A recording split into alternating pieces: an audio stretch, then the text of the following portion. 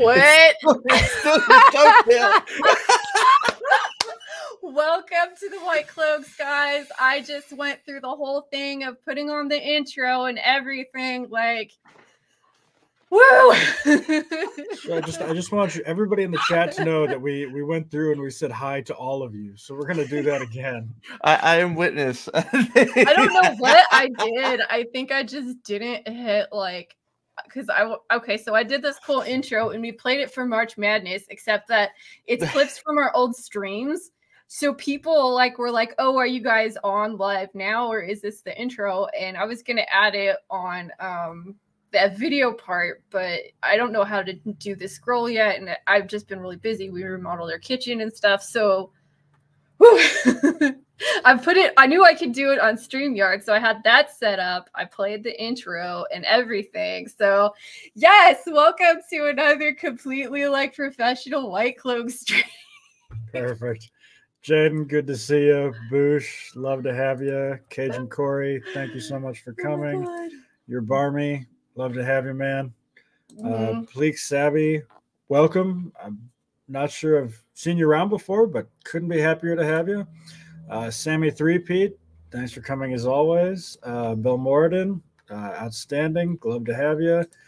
Trip.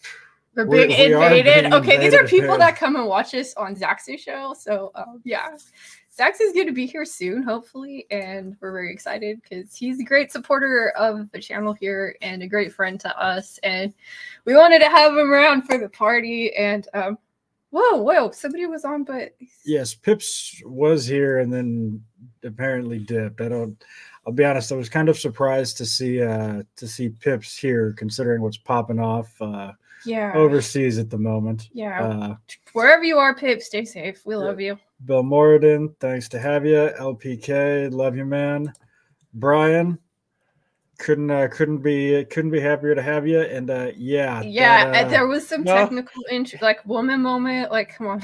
No, we just did the intro for ourselves in the back. You know, it was good. All three of us. It was great. Bravo to you too. It was fabulous. I was laughing. I mean, it was good. Mark Clark, thanks. Glad you're here. And then Pip sent a message saying, can't join for a minute. Be back in a second if I can. All things considered, man, do what you got to do. Stay safe out there.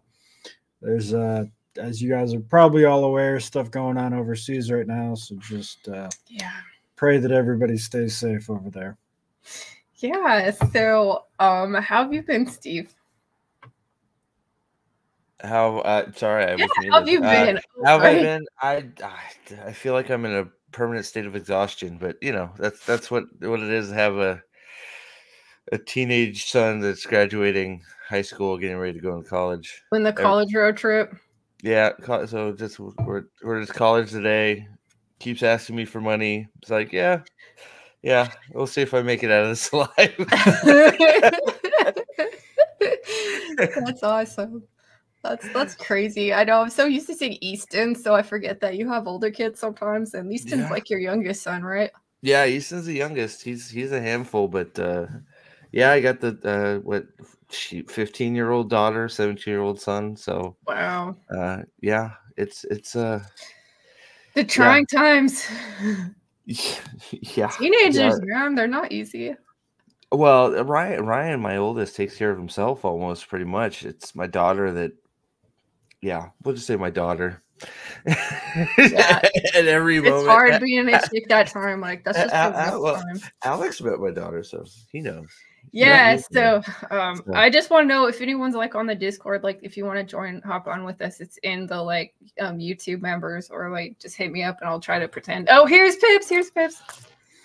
Oh, there you go, Pips. Pips. Hey. Hi, Pips. Hey. Are you okay, Pips?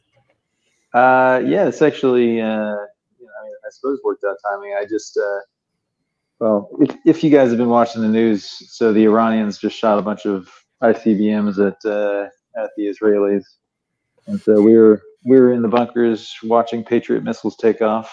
So, so nice. Good times. Yeah. But I guess everything is flown overhead, so that's good. Oh my god. They're letting us out. I wouldn't be surprised if we have to go back in at some point. you know.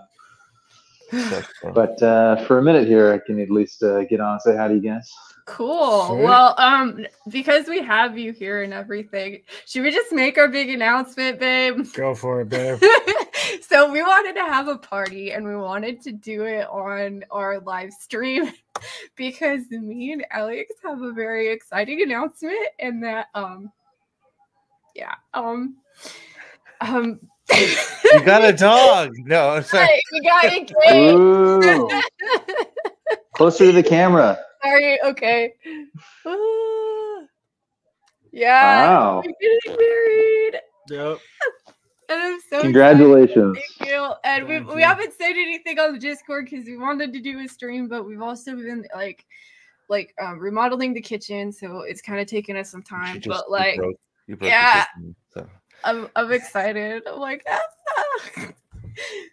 and That's awesome news. Congratulations. thank Thank you.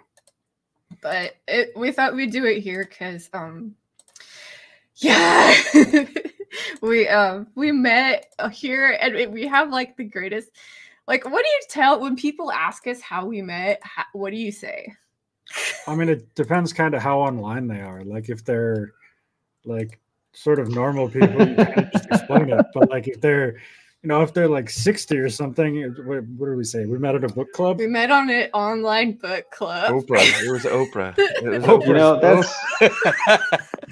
That's a surprisingly good explanation for for grandma. Like, yeah, an online book club. Like, I know. It's probably as good as she's gonna get.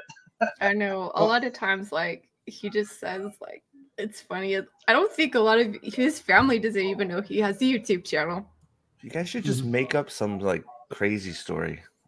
Like, just make up something for anybody that you don't know is gonna understand. Just make up something crazy. I know, right? It's one of those...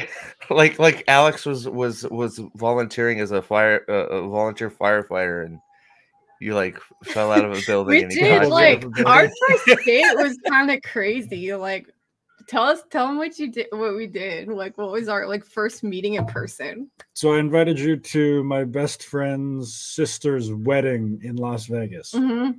So yeah, it was fun. Yeah, it was amazing. Yeah, it's one of those things that because so many people nowadays meet on like Tinder or hookup apps.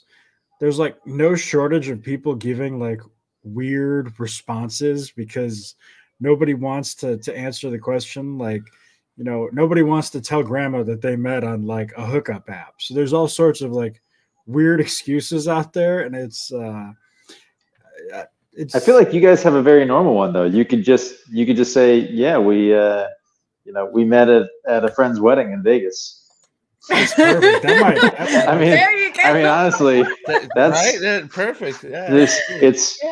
It's true from a certain point of view. I mean, if you wanna do your sort of Obi-Wan answer, like an ice and I answer. We met at a friend's wedding. It's funny you say that though. I mean, like, yeah, so many people get they meet and start relationships online. I mean, like, my wife and I started dating online. I mean, I was stationed in rural North Carolina where I was either gonna inadvertently be talking to some girl that was either a sergeant major's daughter or a lance corporal, and neither one of those were things that I wanted to do. so it's like, all right, I'm gonna do the online thing and like expand the net a little bit. She was living in Raleigh going to nursing school. So, I mean, we talked for a while online, and then, met up for coffee sort of situation, you're right. Like, people feel awkward about it, but it's like, I think it's the most common way that people start dating now. So like it is, probably. But even that is like, it's one thing to meet on like a dating site. It's another thing to meet because you really hated a TV show. There's this really bad TV show, and we have really strong opinions about it. Well, if you had to say that book series, come on, you could say that you guys met in an emotional support group, and then it sounds like you guys are like really well adjusted. Like, sort of like the the millennial thing of like, I'm very in touch with my feelings, just, all that other stuff. You'll get good social credit score if you say that you met at an emotional support group. That's all I'm saying. Oh God. Yeah. Between that and the Vegas story, Pips has it nailed down for you. I don't know I what love you guys it. need. I should have talked Pips to him is, before. yeah. Pips is cool. So Mark Clark for $9.99 says congratulations. Thank you, sir. Thank you so much. Thank you Couldn't, for supporting our channel too a lot. You're always here, and we appreciate that. And yeah, Absolutely. yeah. Eldan, appreciate it. If Mark or Eldan or Boosh, even if anybody wants a link, feel free to request it. We'll make sure to let you in. I like this one. Met in an online hate group. Extremist. I mean, how many? What do people always call those? Transphobic, homophobic, like Histophobes? like. You gotta be careful with Tripp's advice there, though. I mean, that's a good way to get yourself on an FBI watch list. Yeah. All of it. You assume I'm not already there. I was trying to set you up for that. That was T-ball. Like, I put that there for you. Yeah, seriously. You know what? I love you guys so much. I just hope all our names touch on the watch list. Absolutely. Yeah. Absolutely. All right. All I'm asking for is none of you guys get me on the no-fly list. I need to be on the fly list. Yes. Same. I know. We have hopefully we're trying to get, if you guys know Avienda, like another one of our soon-to-be wed, like White Cloaks members, and hopefully she's going to come on. I just need to make sure everyone gets the link, which, yeah. Oh, that'll be fun. She's good people. Yeah. Even if she is like, super Catholic and as apparently the most Protestant person on the discussion group, the two of us have to argue. But that's all right. I guess Alex will get along with her. Definitely. Oh yes, because I'm majorly stand for the Catholics. That's what I'm all about. That's so funny. Oh my goodness. Yes, Bush, they did make Avienda black. Yeah, we saw a chick at the hardware store that looked like her, except she didn't have like red hair. It was very disquieting. I had this moment of like unreasonable rage at this random person. Mm-hmm. All right, got it. So you met on an online hate group and you have unreasonable rage at random strangers that look like Avienda. Well, I think this might be my cue to exit stage left here. The watch list is forming. Yep. Absolutely. But so speaking of, I guess while we're all here, what's the rewatch schedule look like? I mean, I feel like we need to do at least one stream for our March Madness now that we made it to April. But after that, I mean, are we doing rewatches then? I mean, yeah, we're definitely doing them. The question is going to be how we do them, right? Because like my schedule is crazy, your schedule is crazy. When are you free, Pips? Well, it's 3 a.m. here, so. Oh, we got Avienda. So, are you gonna be there a while? Like, when you back stateside? Is it still a while? I'm here for another month-ish. We'll see. Hi, Avienda! Look, I brought him. Yay! The husband. Mondo, yeah, he goes by Green Man on the Discord, right? Or did you change it? I don't know. Someone renamed you. What's a green man?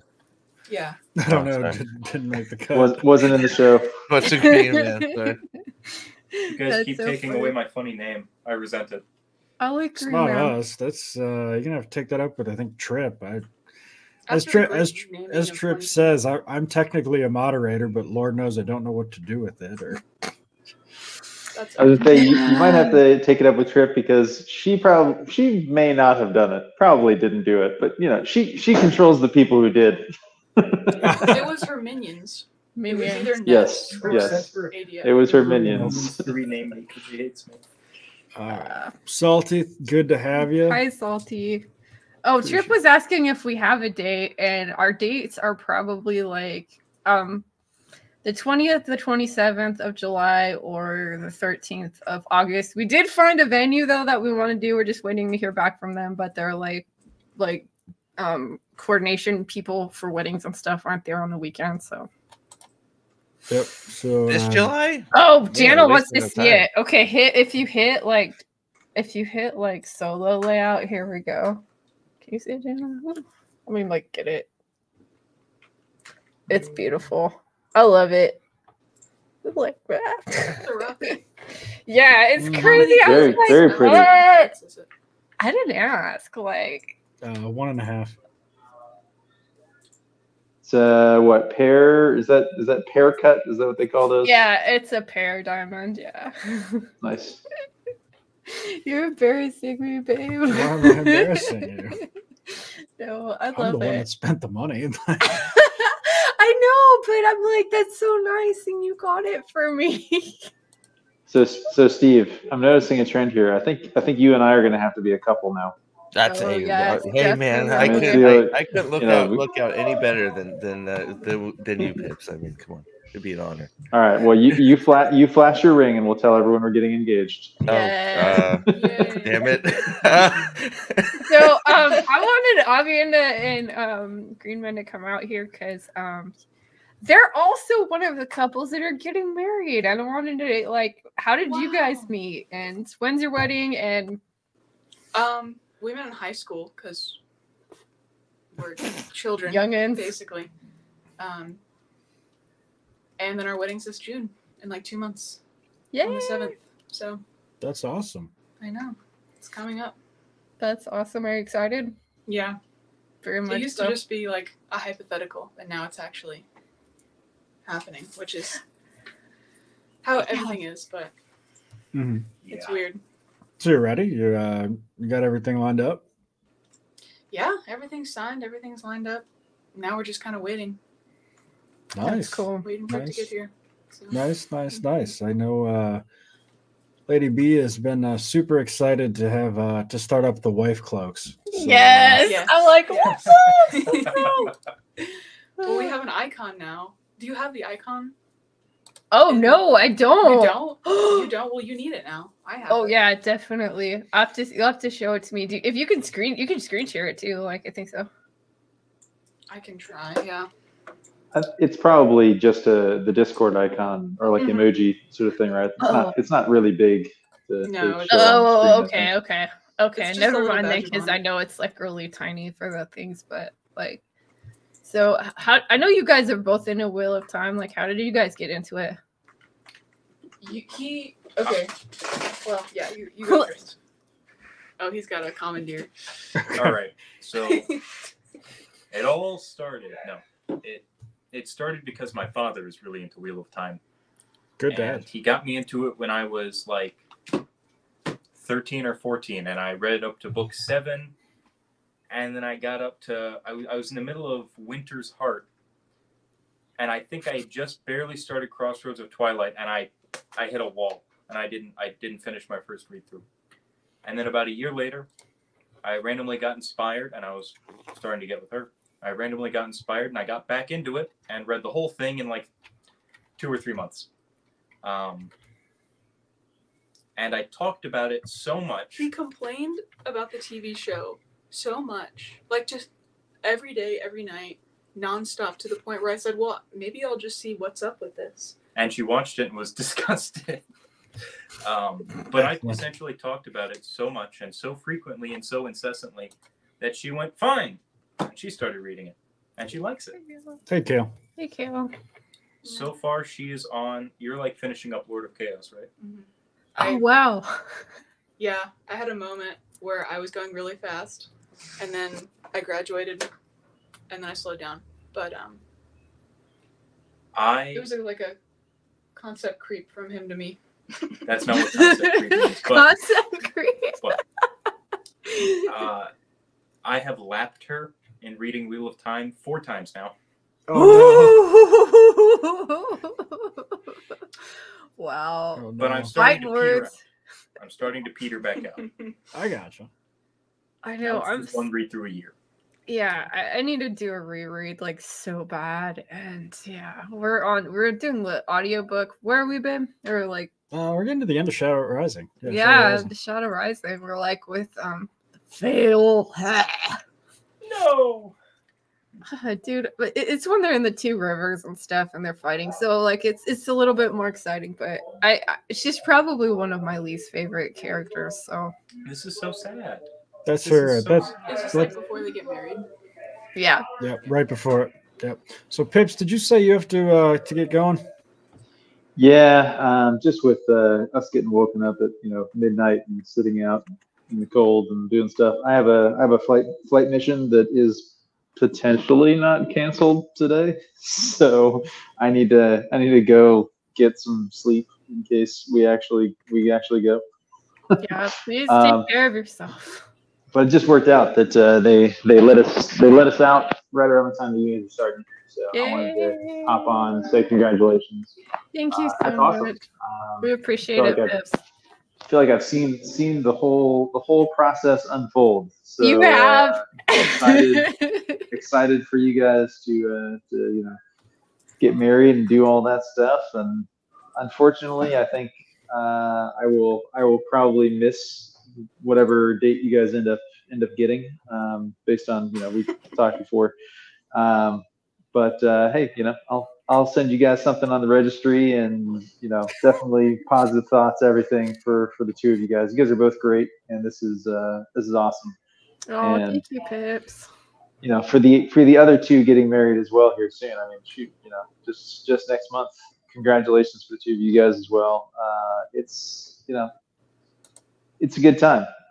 Being married is a good time. It's work, but it's like the good kind of work, So yeah, it's very good work. Like well, I love him. C.S. Lewis described being married as a choice that you have to make every day, and that's I think a good way to look at it. That like it is a job, and just like every other job, like it's a good job. You have to decide to be good at it. You have to decide to actually like put in the effort to do the. To not get angry when he eats green beans with his fingers. That's not how you eat green beans. I'm like, hey, it's vegetables. I'm not complaining. Yeah, but hey, it's super rewarding. I mean, I got a kid now, and he's pretty cool. So it's worth it. But congratulations to both of you guys, and I'm happy I was able to make it on. Thanks for having me. Yeah, thank you for coming, Yep, Pips. thanks for Take coming, care. man. Like, be safe. Like, we're praying for you. Very safe. You Mhm. can't die, or we can't argue in the religion channel anymore. I know, right? Who's gonna argue with us in the religion channel? Yes. I mean, if that were to happen, you'll just have to assume that I was right about everything, and you'll find out eventually. I will never admit that as long as I have. All right. So, Talk to you guys all later. Okay, take care, Pips. Bye. Bye bye. Bye. All right, John Thomas, what are we celebrating? Me and Alex, we got engaged. Oh, I like Bosch's response. Yeah. Me and Pips are getting profit. That's cool. There you go. Oh, That's gonna get Brian a link. Oh, okay. Oh, let me like. Do you need a link? Let me find him. I think I have him on my Discord. Thanks, John. Appreciate it, man. Yeah, hold up. I'm trying to not do things very well. Look at this man. Zax! Hi, Zax. Congratulations, you two. Thank you, sir. Yeah. Can I spoil some news too? I want to take your spotlight, put it on me. Yes. Of course. Okay, perfect. I have a big announcement to make. Flaccid Phoenix is getting the bottom surgery finally, so. Fuck yeah. Oh my god. AJ can finally be a couple. Perfect. Yeah. I'm very happy for him. Yes, that's great news. Oh my goodness. Apparently Bush says you're getting divorced. I might be. It could happen. Yeah. I did screw up seriously getting into the stream because you sent me the link on Discord, and so I'm a moron. So I'm clicking on the thing, and it just keeps the StreamYard image is just sitting there not doing anything. I'm like, what's going on? Like, it's not opening Chrome, nothing. And so I look. It took me like 5 minutes to figure out. When I clicked on your link, I clicked on the picture. It was just showing me a picture of StreamYard. It's okay. I started the stream and started playing or I thought I started the stream and played the intro totally and didn't realize that I hadn't hit go live. Right? I shouldn't have said anything. They just would have been talking to me, going, "Why? This is the weirdest stream ever." For hours. We were talking That's for what an I thought it hour. was going to be. I was like, well, I guess I'll sit here and like maybe they can like manually add me, or like maybe not. It was sad. So that I was feel kinda really fun. bad. That I don't think I've ever done something that bad, but it's been a day. The reading streams, I'm not really sure. I'm trying to figure out like what I want to read next. And hey, look who's look here. who's here. Maybe Trip, maybe me and Trip need to do a stream because I just finished a book that she told me to read. What's the book? This book called Kushiel's Dart, and it's kind of a spicy fantasy novel, and I don't really know how to explain it totally. It's An sort of old like, woman porn novel. for what it is? something that was like an erotic like story, I didn't find it to be that terribly spicy. I mean, there was like this spicy scenes were like maybe 2 pages or something. It wasn't like really crazy. Like I know the Anita Blake novels are way worse. So well, yeah, she's just like what would you say, a highly trained, how do you say the word, courtesan? Yeah. And so her owner uses her to spy, and there's politics and magic and gods and goddesses. And I think just the fantasy novel itself is really well. It just has that little spicy aspect to it. I'm still trying to figure out, like, aside from like author kink, did that have any like specific like bearing on the actual plot of the story? Wow, it's been a long time since I've read the 3 of them. I guess in a way it does. Simply does. I mean, you could have probably done without that aspect and just still had her be a highly trained courtesan, and I mean, you could have, but then I wouldn't have liked it as much. I gotcha. Yeah. I like how everybody started watching Shogun and then started using the word courtesan. You're right. I am That's what's only like happened. 1.5 episodes into that. I have used that word ever since I read the book Maya, which is another one. Lady B, you might read that as an excellent. Yeah, I gotta like the what book streams. Oh, you're asking, okay, because I know John's comes on my streams too. I don't know what I'm doing next, but like I don't know when the book guys are doing. That's like Dane's thing. And we switched over the like streaming service things, so we had to figure out how to set it up because the one we have now only has 2 admin positions, and so we need to coordinate. So we all 3 of us can like kind of figure it out. So. I got you. John, I did Dane ever finish Eye of the World? I don't know if he did or not. But there's also excellent Wheel of Time book content on Brian's channel, if that's something you're interested in. Did we give Brian a link, by the way? Oh, I'm sorry. I'm still looking for it. Are you asking if the book cloaks finished Eye of the World? Was that a serious question, Alex? It was, unfortunately. Bad White Cloak. Bad. Stop bad, it. He bad, schedules them when I fly. It's not good. But that tells us how much you look at your own damn channel. Yeah. I don't even know what's been uploaded up there. It's true. But anyway. By the way, so I can say it verbally, congratulations, you two. Thank you so much. We really appreciate it. Awesome. It's awesome. Brian, you have a link sent to you on the Discord. So, you know what's not awesome? 3-body problem. Not awesome. My God! You know what? Awesome. Zach, agreed. Big agreed. Zach, stop agreed. it! Stop it, you two! Why is that mentioned on every damn stream I'm on? Stop it! Bring it up. I think we need to. Those 2 need to be ejected, Lady B, right now. I don't know. Right? I have no opinion on it. I saw the previews and I'm like, I don't really know how great this is, but Hey, and I like Fallout too. I started watching that today, Steve. So there. Oh boy. Brian. I got a rage when they started playing the Fallout radio songs because, like, my brother really likes that and he likes the games and all that, and we always listen to the radio thing. And I'm just like, I don't. Fallout. I don't. Why are you poking at me about Fallout? He likes it. Actually, Steve I Because actually you said a lot of said good things. you were bored in the first 3 Yeah, the episodes. first 3 suck, but the rest actually No. it actually does. I'll yeah, be they honest. suck. The first episode sucked. Like They it was suck. rough. Once- you know once- what, Salty? Yes, you did. You lie. You sit on a throne of lies, Salty. But I said a lot of good things about Fallout. It's true. So, He has. It's. so. I'm if it's not as good as he says it is, I'm going to be calling Steve a Fallout sim. There's a big difference in quality from 3 to 4. So Is there? yeah, me and Dread Roberts watched 4 and 5 yesterday, and they're way better than the first 3. Way so. better. There's like a tonal shift in there. It's like night and day. Like I still think a lot of it is because like all the nonsense weird fights are gone, and it's more about character development and story. Is it more like the video game? I don't know. I never played the video game, so I don't know. You ever played the video game? Don't know. Vegas is excellent. Brad Roach and like Mylark meat. I said it a few times. No, No, I've never me played the video game. either. I haven't either. PK is here.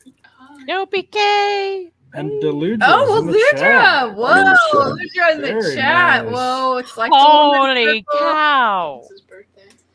Whoa. Hello there. Hello. Hey, Oh, LPK. okay. You're Brian, there. Brian, Let I me don't get this think into Did you my, bring sandwiches, man? If only. Brian, I don't think we ever formally got you on the stream. How's it going, man? It's going good. I mean, I'm. You want me to make an announcement? If you go to my channel, I'm only 6 away from 4,000. So yeah, I had to make it about myself, but I tried going on X to get that's some. I got pretty 4. cool, I got right? 4. Well, I was gonna say it's a celebration stream. We're celebrating everybody. Yeah, and Dread Roberts, I think, just hit 10K. So He's almost there. But yeah, he's killing it with the Sweet Baby Inc. Stuff. That's a rabbit hole that's never going to end. As long as people keep acting like morons, it's never going to end. So I might even consider making a video about that. But Alex, Lady B, congratulations! Even though I already knew about this ahead of time. Congratulations! I'm really happy for you guys. Thank you so much. Thank you. Yeah, like and let's say hi to LPK yeah, too. LPK, man, how's it been going? Since we're doing cut off. Since we're doing celebrations, it was LPK's birthday yesterday. So now I'm Happy birthday. audibly. Birthday! Very nice. I keep surviving I was gonna say every year. better to have them than not. Exactly, I guess. Yeah. Shit. Anyway, congratulations, you two. Thank you. Thank you so Congratulations. much. Thank you so much. We appreciate all of our agreement, friends here. Oh, you guys. It's good. And I wanted to whip something out and show you, Brian. Now that I got a setup down here. Oh, Please Phrasing. don't whip anything out. Phrasing. yes. you're gonna love it. You're gonna love Yeah, it. considering the conversation last night, that is a scary comment. Oh boy. You're not even gonna believe it. What? Check this out. What is that? Whoa! Whoa! Okay, hold Today up. is a good day. Oh yeah. Oh yeah. Oh yeah. That's awesome. Yes. Check that shit out. It's TNG That's- War. That's like season 3, I think. I think that's season Goes 3 or hard. season 4 War.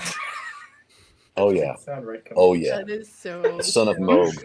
Some move. Morph. Before he became the punchline in Picard season 3. Sorry, I had to bring up that show. Well, he always Oh, was sort of the no. Wolverine. Like they beat him up to prove how badass the aliens were. You know how it is. Somebody's got to take the hits. Yeah, one of my favorite moments was him just taking the right of revenge, and he goes and kills Duras on his ship. I thought that was insane. And Picard's like, "What the hell was that? What the heck are you doing? I'm not going to have my crew murdering Klingon politicians." It's not murder if it's Klingons. I was Yeah, gonna exactly. say. It's Zach, did you ever get into like Star Trek? No, I really. asked him on Chillporial, and he Yeah. said no. He's not a nerd. He's not. I watched watched the EOT when it was on, like the original series when it was on, and then I watched Next Generation. But after that, I got into Women. yeah, I didn't. Women. The chick, yeah, I did actually. Yeah, that is actually true. Yeah, that lines up. Deep Space Nine I liked a little bit, but Dude, otherwise, just yeah. Plus, Deep they let Space chicks be captains now. Like, what the fuck is that? I was gonna say once they did that, it was over. Come on. Yeah. Yeah. Did you guys watch it, Abby and Green Man, ever? Like Star Trek? Old Star Trek. My parents showed me that. She's not a Star Trek person. Yeah, my mom would always talk about it, but we never had a TV, so I never saw it. I don't know. Whoa, Oh, there you you never go. had a Oh. TV? What'd you do Good for parenting. fun? I don't know. Books? Touch Books grass. and the Yeah, I women. know, like books. It's weird. I don't even watch TV that much, to be perfectly honest. Like, I've gotten back on the reading thing. Like, I've read like Shield's Dart, and I'm like, yeah, I'm gonna keep reading. I have like Dune, and I wanted to get Dune, and he said it was too expensive. We were at the bookstore and I wanted. It was and she wanted $18. I'm a cheapskate. If my books aren't under $10, I don't want them. yeah, There's I probably kind a of feel PDF that out there. way too. I'm very much like, if I can't buy it at the used bookstore, like, I get you. yeah. Drives me nuts. I finally read a book. I read Sunlit Man, and after like a year of doing Audible, and it was nice to read. It felt weird turning pages again. I didn't like it. Is that part of the Stormlight Archive? Yes, it is a novella, which is a stupid word for a book that's 350 pages. Well, That's Yeah, for Anderson. That's a $40 million novella. Yeah, $40 million book. So Fuck God. Oh, that's the $40 million book? it's one of them. Yeah. Right. Oh, One of okay. them. I was What happened? what's He the made 40 mil? Yeah, he made 40 mil off 4 books. Yeah. Good for him. Yeah. God damn. Yeah. Well done. Did Steve? Do you have that picture of him and Wemby? This is my new favorite picture. What is it? You sent it. You sent I saw it. I don't have it, but you sent. Did you send it? Yeah, you sent it, right? I did send it. It was Yeah, I saw it. It's hilarious. So Zach, you're Canadian. You'll appreciate Looks like this. a little Oompa Yeah. Loompa, man. He's like, just paint him orange. Put him in the sequel. Hang on, let me find this because it's fucking hysterical. Which Lady B, you need to do the Bulgaria ad if you have not. I know. I need to do that too. There's like so many things. Oh my gosh, what is Have that? you read it before? It's very wholesome. And I It's almost just a- yeah. When Trip Oh my mentioned it, I almost got it on Audible again because Wow. I haven't listened to it or I haven't read it in a long time. Bulgaria was my first fantasy book series. I So, think yeah. like I love those you books. wrote that one. Did you say Wemby? I heard David Wemby. Eddings. Yes, Wemby, the basketball player. Nice. Hang on. Okay. He's Canadian. I figured you'd like that. yeah, I think. Oh, I just dude, he's searched 7'4". Of course, he's gonna make Sanderson look like a Yeah. It's, Oh, this is the small that one. potato. the rookie of the year. Did you find? Oh, Yeah. there you go. Oh Boom. my god. Holy cow! That's awesome. That's I love that. funny. It's like Sanderson's such not a funny short dude. picture. That's It's- quite. 5'9". Those two need to get married. Wow, I like it. It's funny. I think it's funny that he's like What's it is crazy- Tails level. His arm span is like 8 feet. His arms are longer than his torso. Ridiculous. It's absolutely Oh, absurd what he okay. can do. He's a He's Oh like yeah, some- look at that. His arms are longer than Sanderson is tall. His arms are longer than he is tall. What's crazy? If Pretty- you have a picture of him with his arms out, it's nuts. It looks like something from Slender Man. Yeah. That freaking creeps me out. There's a video clip of him with Britney Spears trying to get his attention, and he blows her off a bunch of times, and then she hits him on the shoulder, and his security drags her away. What? That's a rough. That's a Yeah. Ow! Yeah. Poor Britney. She was mad too. She was pissed, but like he didn't know who she was. Well, yeah. Last time she was popular, he was 4. So Right. like, Exactly. Probably still 6 feet tall. I was gonna say, Oh, yeah. that's 6 foot tall 4-year-old. harsh. Oh my god. Scotty C says that it looks like Frodo and Gandalf. No, wait, it's Frodo and Wait, who's- Galadriel. Well, who's Frodo? Ah! Frodo is clearly Sando. No, is he? No way. Are you kidding? Oh, look who's Oh, here. Ah, Nathan. Got Nathan. What's up? Oh, that's cool. What's Nathan. going on, man? Not much. How's it going on, everyone? It's It's going really good. well. Congratulations, The Mr. and Mrs. Lady B. Thank Yeah. Mr. and Mrs. Lady B. Lord Balefire. Oh yeah, I want to know who's taking whose It's last Lord and name, or are we Lady. gonna have a hyphenated one? No hyphens. I'm taking his name. Had a girl. Oh, oh, wait! Ugh. It's a dagger right in Trip's heart. Oh, It Trip, is. you got Ow. outvoted 9-1 on that one. Like that's Ow! When has that ever mattered to me? I never. Just, Oh yeah, you guys know I'm a lot more traditional than I appear. Mm. Yeah, Scotty Free, thank you for Lord coming B, to yes. my defense. Lord B. I swear to God, Zach, if I ever go on What's Good Again and you call me Lord B, I'm gonna have a hard time keeping a straight face. that's a great idea, though. I like that. Lord B. Oh wait!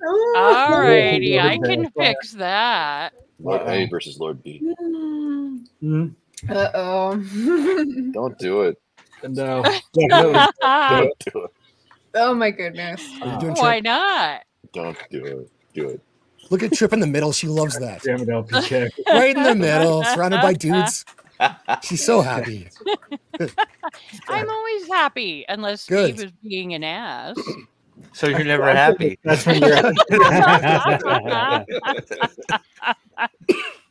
So I what mean, have you been up to, Nathan? Like, we didn't say hi to you too much.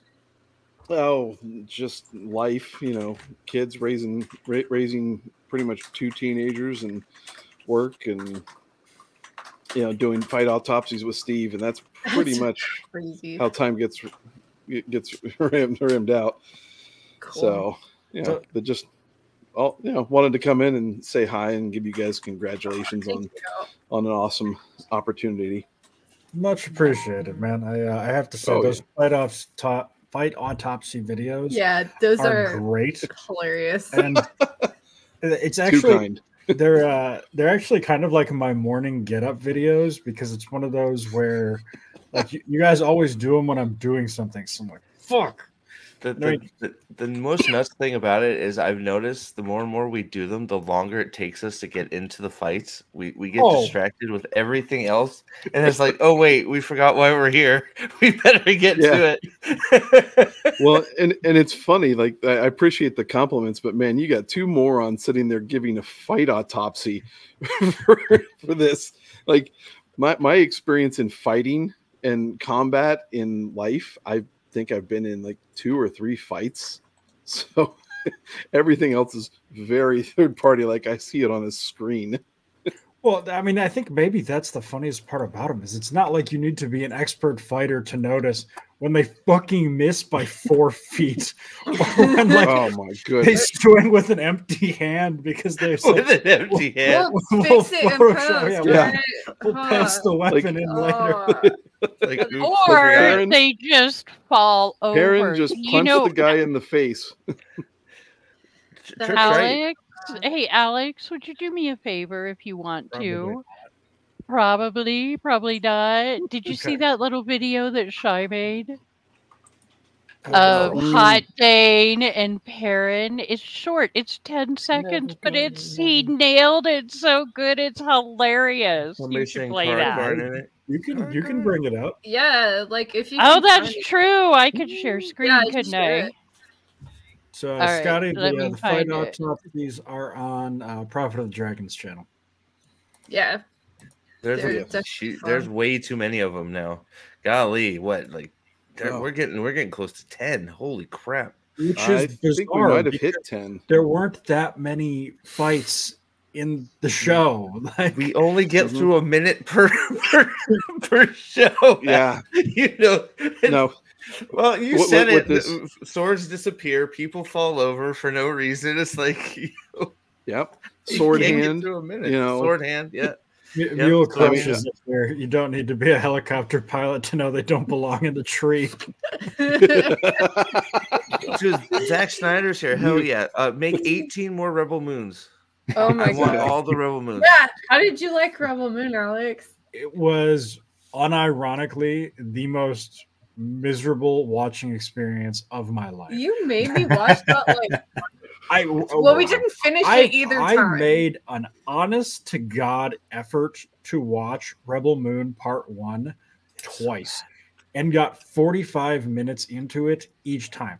The best thing I can say about those movies is that they are unintentionally funny. Yeah. Like when the main character looks dead into the camera and says, "I am a child of war. I have been forged in conflict." I'm like, Zach, my dude, I know like tell don't show is a thing you've heard before, but like also, good God. I thought you were gonna say the highlight was the tentacle sex scene. I didn't get there. You didn't get to this. I missed out. We missed out, babe. What? No, I'm not I can't wait. watching it. I can't wait for the extended cut where we get even more of that. It's yeah. gonna be amazing. I'm there for it. I just was like, I kind of lost it at like their fake like Maz Eisley Cantina fight thing, and I'm just like, Oh, Hey, Teresa. hey, Teresa. it's the worst. But he just needs to keep making them, so that way he doesn't make anything else. So just keep making Rebel Moons. Exactly. Boosh, it's a 45-minute TV episode stretched into a 2-hour movie by Slow-Mo. Yep. I had a shocking realization when watching that movie. I was so bored of the slow motion that I moved it up to 2 times speed and got annoyed that it was still taking that long. We did that with Ray Fisher jumping onto the ship. I remember Salty's like, was that? He's like, are you gonna slow it down? Or is like, are you gonna speed it up? I'm like, I already sped it up. That was 2 times speed. It's like, what? Dude. I will never forget people saying like, oh, we loved the Snyder cut. And I'm sitting here like, there was a 9-minute football scene that featured 2 plays where the University of Wisconsin played Gotham High School. Like, I'm sorry, this is not a serious movie. Like, I don't know what you're talking about, honey. I love you though. You didn't like the yodeling? The yodeling. Yes, Scotty Free. Exactly. Wait, are you talking about the Wonder Woman yodeling? Yes, Where of every course. time she does anything, it's Yeah, that yodeling. It should be in every movie. I don't know why Wonder Woman was a Mujahideen, but it's phenomenal. Was it? Could it have been a Xena warrior princess? Sort of. No. I don't remember. Okay. No. Don't think you insult Xena, okay? Oh, please. okay. All right, Trip, I'm not do your saying. thing. Wait a second. Are we All doing right, the fight all outs? right. I can't. Once a No, week. I don't even know it. No, this is No, so our this is hilarious. 10-second clip that came from the fight Is autopsy. this the axe? Oh no, he's doing okay. Courtesy, I got it. courtesy of Shy, This okay? is Okay, better here we than go. like what the showrunners put out. Oh, idiot.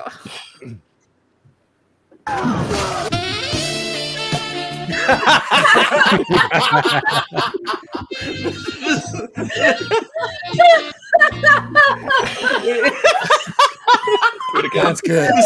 The smolder. Look at it. Like, did you say it came from the fight autopsy? Is that Yeah, what he you meant? want it one more time because it's worth it. Yes, yes. Big It 100%. is. Okay, all right, here you go. They connect eyes, man.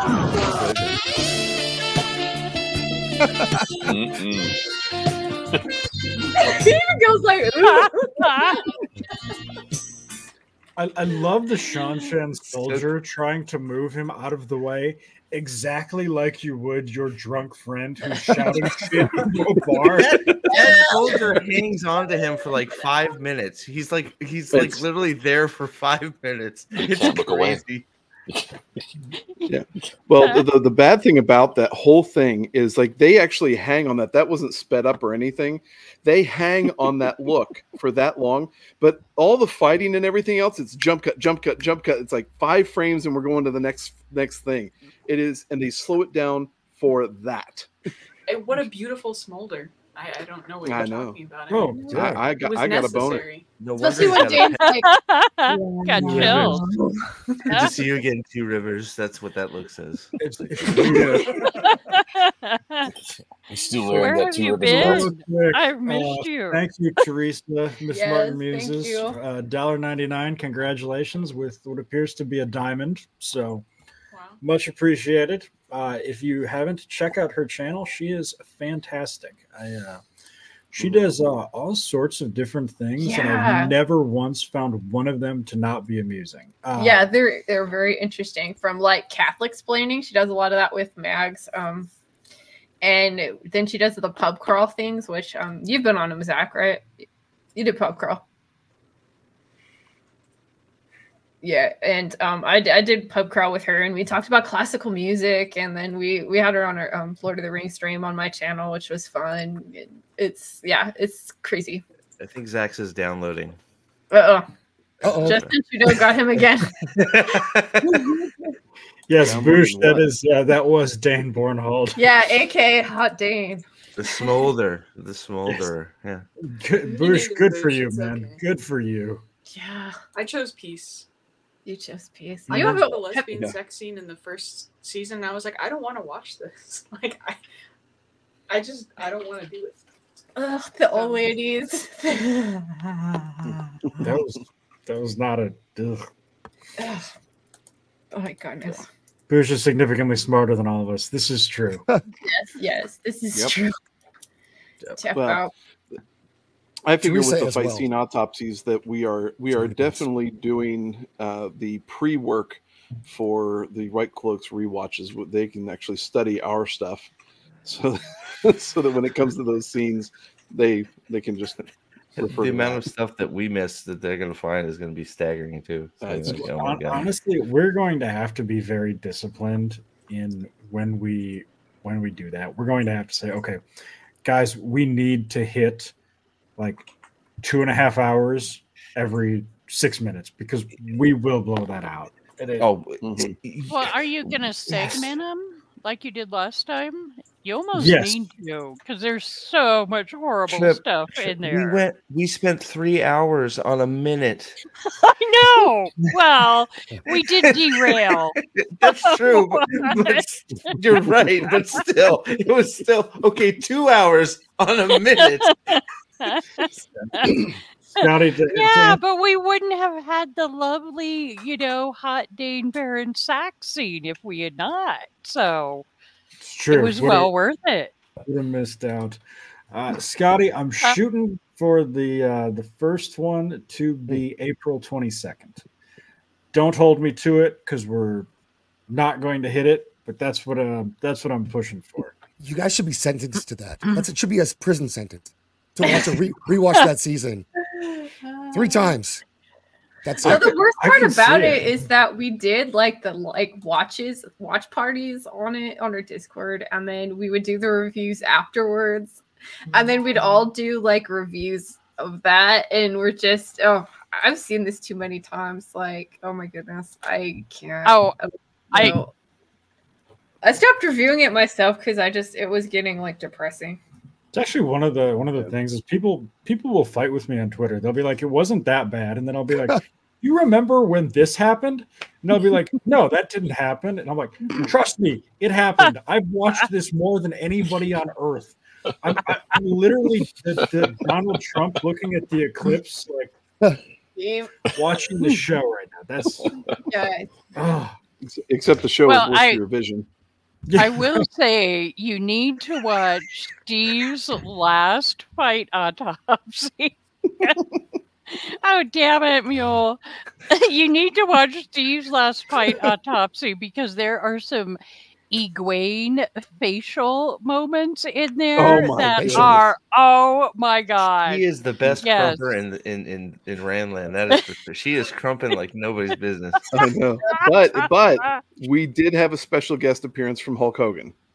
Oh yeah. those That's two. true. Hulkster? Oh yeah. That'd be amazing. Brothers? Actually. I'd love that. Brother? Zach, if you haven't watched it yet, it is quite literally like the characters do a lot of like flexing at each other, and so Nathan just brilliantly like cut in like a bunch of like Hulk Hogan Oh. getting ready to So bad. I'm cut Do a you want me to promo. pull that up? If you have a quick like Yeah. 20-second version of it, feel free. Yeah, I'll grab it up and share here. That's awesome. In a minute. I think you need to pull up Egwene's whatever that. Oh, what did we end up calling that? Tit channeling. That's what that was. Oh, Yeah. yeah. Oh yeah. Like, or something like that. Uh-huh. It's like, what are you doing? It's funny. I remember like going through that looking for screenshots to make like thumbnails for them for it, and I'm just like, this is That's You a guys should do a good tier one. list. Do a tier list of fight scenes in medieval settings. So you have like you could have like Xena Warrior Princess. You could have Hercules in there somewhere. Wheel of Time, Rings of Power, and tier list of fight scenes. See who actually has the best or the worst. the worst. Wait, so Sword of Shannara, right? That was one, I think. The Shannara Chronicles, I Yeah. do remember that. On MTV. I remember that being actually fairly decent through like the first 4 episodes. And then they got to the finale, and then you realize that the budget of the show was $8 and 2 family menthol cigarettes because the 2 big armies were literally the same 6 guys. It had hot chicks in it though, It did. and Austin Butler. So either way, you're good. Wait, that was wow. That was Austin Butler, wasn't Yeah, it? yeah. Mhm. It's a win. Wait, Wow. who's Austin Butler? Elvis. Plays Fade- Fade, Elvis. Dune. Oh, Yeah. that guy. Okay, Fade okay. Rotha. No eyebrows, very goth, very Did- very wicked. Oh, okay. LPK, did you see the meme that was Austin Butler in Dune is aggressively bald? Like nobody has ever been the bald hard than Austin guy. Butler. Okay. I thought he was great. I can only Who think needs about hair? I mean, when you got like when you're rocking the look of the entire planet, like Yeah, Yeah. I thought it was mean, outstanding. Hair. that was like- actually one of my favorite things. Is it was like because they kept doing between the outside and the inside, the black and white and the color, and Oh, then it yeah. would go to like a color scene, and he would be the only one that was still the color of the planet. I know he'd just be there, like he doesn't care. He's living his best life as Fade. He's what's the meme? Like he's moisturized. He's in his lane. He's thriving. Unbothered, moisturized. Unbothered. Thriving. Yeah, he was great. It I was. I would vote for Fade. Yeah. Oh, If you over can't- Timothy Chalamet, absolutely. Oh yeah, I Timothy would- Chalamet's like Desert Twink. Like, oh my No, goodness. he was like Desert Twink Hitler. All right, he was like it's time. he was the true villain. Holy crap! It's like jihad. It's like death to everybody, and for what? Mhm. So that for his own survival and his like psycho mother. Wait, I don't want to spoil alert. Spoiler alert. You can spoil it. It's been out for 60 years. Frank Miller, Frank Herbert. Oh yeah. man, why are we here again? Because Oh, no. Nathan- Because Am I living a Because- nightmare? you are Well, of your we're own about- making, Steve. Okay, It's true. So It's true. I before we was. go Why are we in, watching here? no, before we go and see Just watch Hulk, her face. Just watch her we're- face. we'll just watch her face and then watch before as she's casting before Ishii decides to throw her against the wall. Her face. I'm going to do this in slow motion because it happens way too quick, but it gets severe, and then she goes, "Titties." Today's Wheel of Time is Steve's Groundhog Day. That's Oh, look at that hilarious. face. She's seriously mean mugging. Mm. It gets worse. This is edited though, right? This is not what it looks like though, Give right? it to us. Yeah. Oh. Oh my god. That was it. She's throwing out her chest. Like, see, you got it. That's how you do it. Apparently, that's how you I was gonna say throw, the milk weave. Was it Dave Chappelle or was it one of the stand-up comedians always used to do a bit about like, teenagers are bad at fighting because the way they fight is hands down, face presented, talking shit. That's how Egwene channels. Yeah. So now this next scene is Oh, here it is. Yeah, here it is. yeah, Rena. No. You will see and more face here. Look at this face. She is just badass bitch. Badass Oh, wow. bitch. That's right. Right. So then, here we go. You ready, Steve? You guys I gonna be able to wish handle this? I wish you could have got the sound. It would have been made it even. But go. Yeah, I'm ready. I know. I'm ready. All right.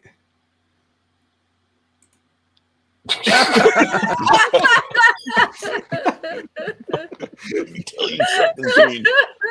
Oh, And every time it cuts back to her, I replaced it with Hulk. it's way better. Hell yeah. Oh, That is. So much better. That's the power of the Hulkamaniacs. Oh, Aldan's favorite scene right there. There you go. right. Oh. I think it's even worse when there's no sound. Like, it's bad. I love how Egoyan always looks like an NBA player who just dunked and is like walking back down the floor on defense, like kind of giving him like the side eye. Right. So Just bad. after accomplishing fuck all. Yes. Oh yeah, she is in Yes, Fallout. Rena is totally in Fallout. And it amazes me. She's a terrible actress in that too. Like, Yes. Is it as bad as Wheel of Time? Because I kind of liked her. Like, she was just so bad. It's like, how do you not love that? Like, it's like just. it was so distracting how she couldn't emote in Wheel of Time. It's really bad. Like I don't know what to make of her in Fallout I don't know what it is. I don't know what to make of that person. Not even in the show for a grand total of 5 minutes, maybe. So Not it's really, an yeah. inconsequential role. Like I think the last 15 minutes of the first episode was a lot more tolerable than the first 45 minutes. That's as far as I've gotten. Yeah. It's not nearly as bad as Wheel of Time. No, not close. No. I'm And dying. actually, Scotty, that was my thought. Scotty free, Alex. No, I missed Oh. it. He's more constipated. Oh, jeez, Pete. Look at that fiber. I don't know why them trying to pretend that fucking this 90-pound woman is the most badass trainee in the Brotherhood of Steel was just bizarre. Like it was. Yeah. Wait, that's Fallout? Yes. Yeah. Okay. Yeah, they're all celebrating, and she comes out and like talks to her big bulky friend, and he's like, "What's going on?" And she's like, "They've chosen us to be acolytes, and I'm one of them." And I'm like, "Yeah, they're gonna choose you." I'm sure. I didn't know the Brotherhood of Steel had a DEI quota to meet. Like, You can make a Well, woman a you know badass in a mech. What was that movie with Tom Cruise where he was Edge of Tomorrow. Edge of Tomorrow, Great the movie. Full Metal Bitch? Yeah, that's so good. She was yeah. pretty badass. But That's- you could if you do the character with a little bit more finesse than just saying, "Oh my god," like I'm it's the you. best I mean, ever. I was I can't hoping be- for that from the Fallout mechs, but they never really quite got there. Because that was great. Sometimes you wish they applied some stuff from other movies to shows, and I don't know why they. It seems like technology that could have helped them, but I don't know. They just didn't do it. You don't want to Well, make it a I- good show. The way It's- I'm watching well, like, there's parts of Fallout it. is like that it's not taking it so seriously.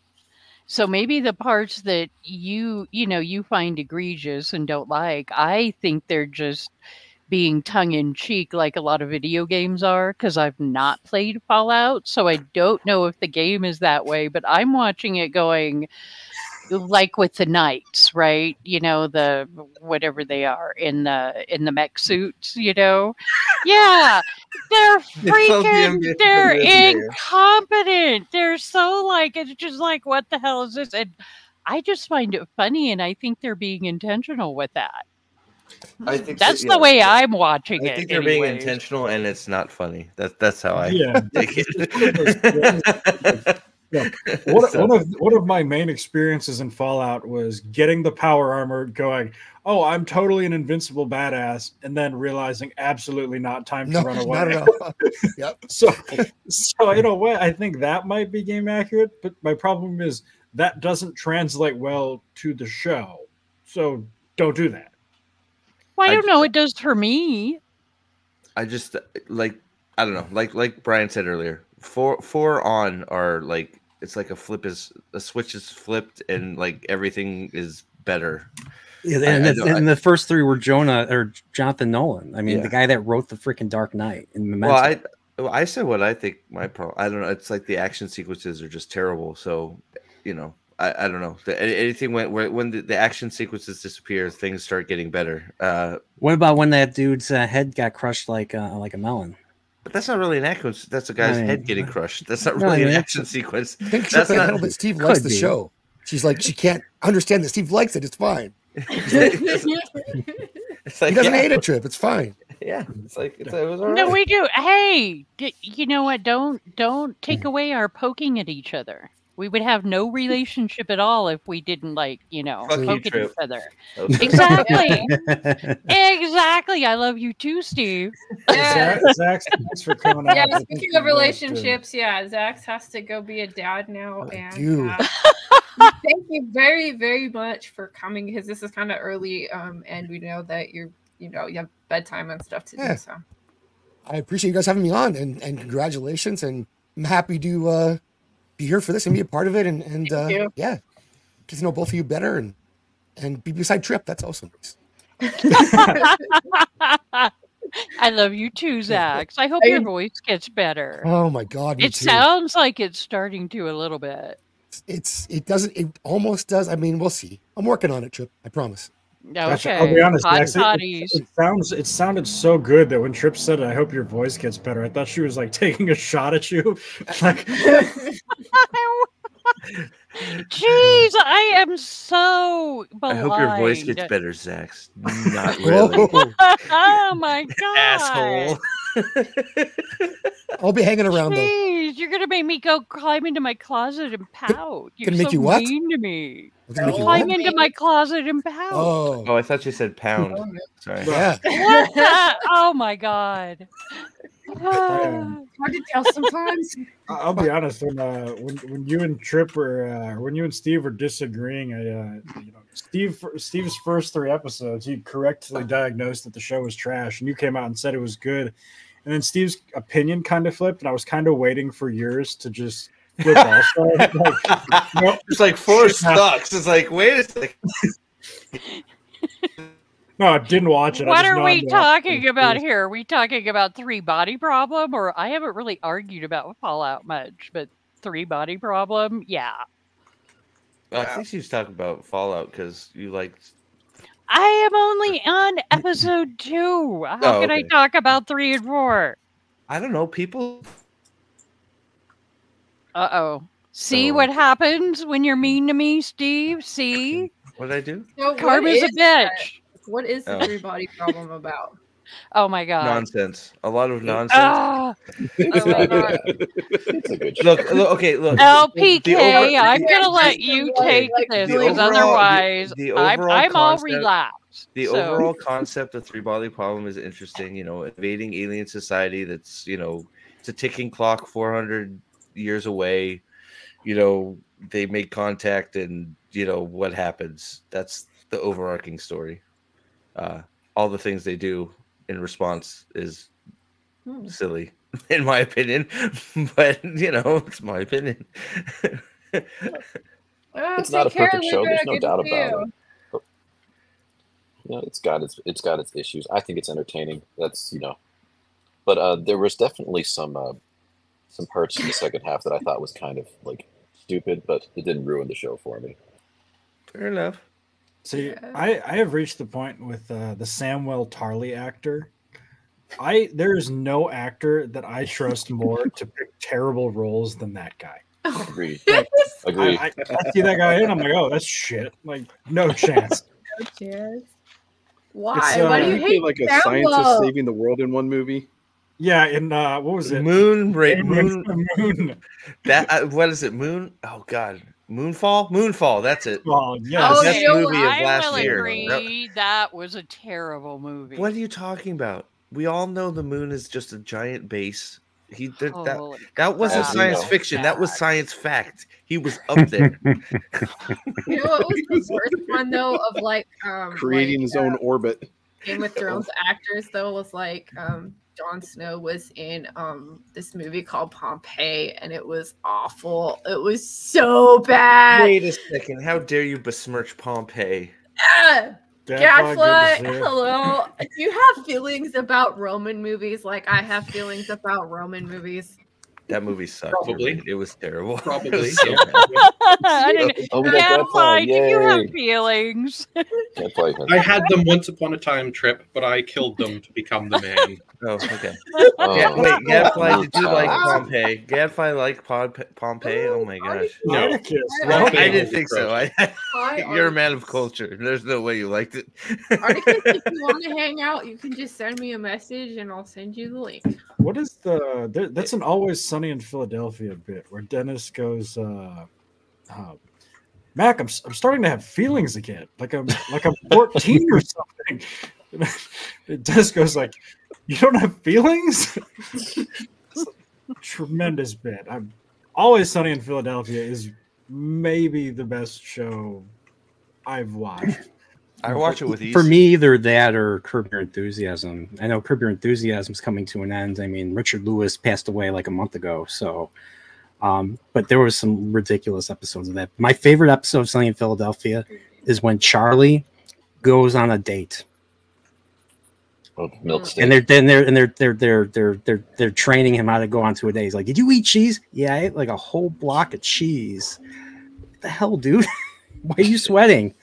And then he's like, the girl's like, "What do you do?" "I'm a full. Say you're a philanthropist."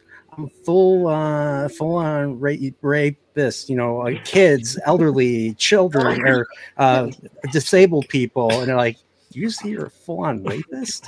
No. You're a philanthropist. So, yeah, that was one of the funniest. Brian that was one of uses the that funniest episode to take notes for his dates. That's true. That's true. You eat a bunch of cheese and off you go. That is one of those shows that I feel like I can't recommend to people. Like I could never recommend it to Avi. Like you have to be a little bit of a bad person to enjoy Always Sunny in Philadelphia. Like it's not good. Like they had a fake funeral. Like Deandra had. There was a moment where Deandra wanted to cheat the IRS, so she pretended to have a kid, or put down that she had a kid, and they're like, "Well, the only way to solve this is to kill the kid, even though the kid didn't exist." So they had a fake mock funeral in the bar, and somebody put like a dead dog in the casket. What's the game they play where they got to get with the level? Which is the game? You know, the bar game where they keep drinking and they cheated it. Charlie McDennis. Yeah, there you go. That's it. I would know that. They always win because they've secretly cheated. Yeah. Zach's the $5 Canadian. I think that's like $1.42 American. Yeah, that's nothing, guys. He said, "Congratulations to both Lord and Lady B." Zach's. Love you, man. Can't say enough good things. And I also want to say thank you to everybody here. This has been genuinely heartwarming, and to have the friendship and support of so many outstanding people. Yes, we love you guys. This is so fun. All right, gay shit over. Wow. What? Wow. Steve. Over. I've just been told. What? I've just been told that I'm getting up at 5:30 for her schedule, so I'm going. Yeah. Good luck, Green Man. Rest Good. Yes. Thank you, Avi. Sleep well.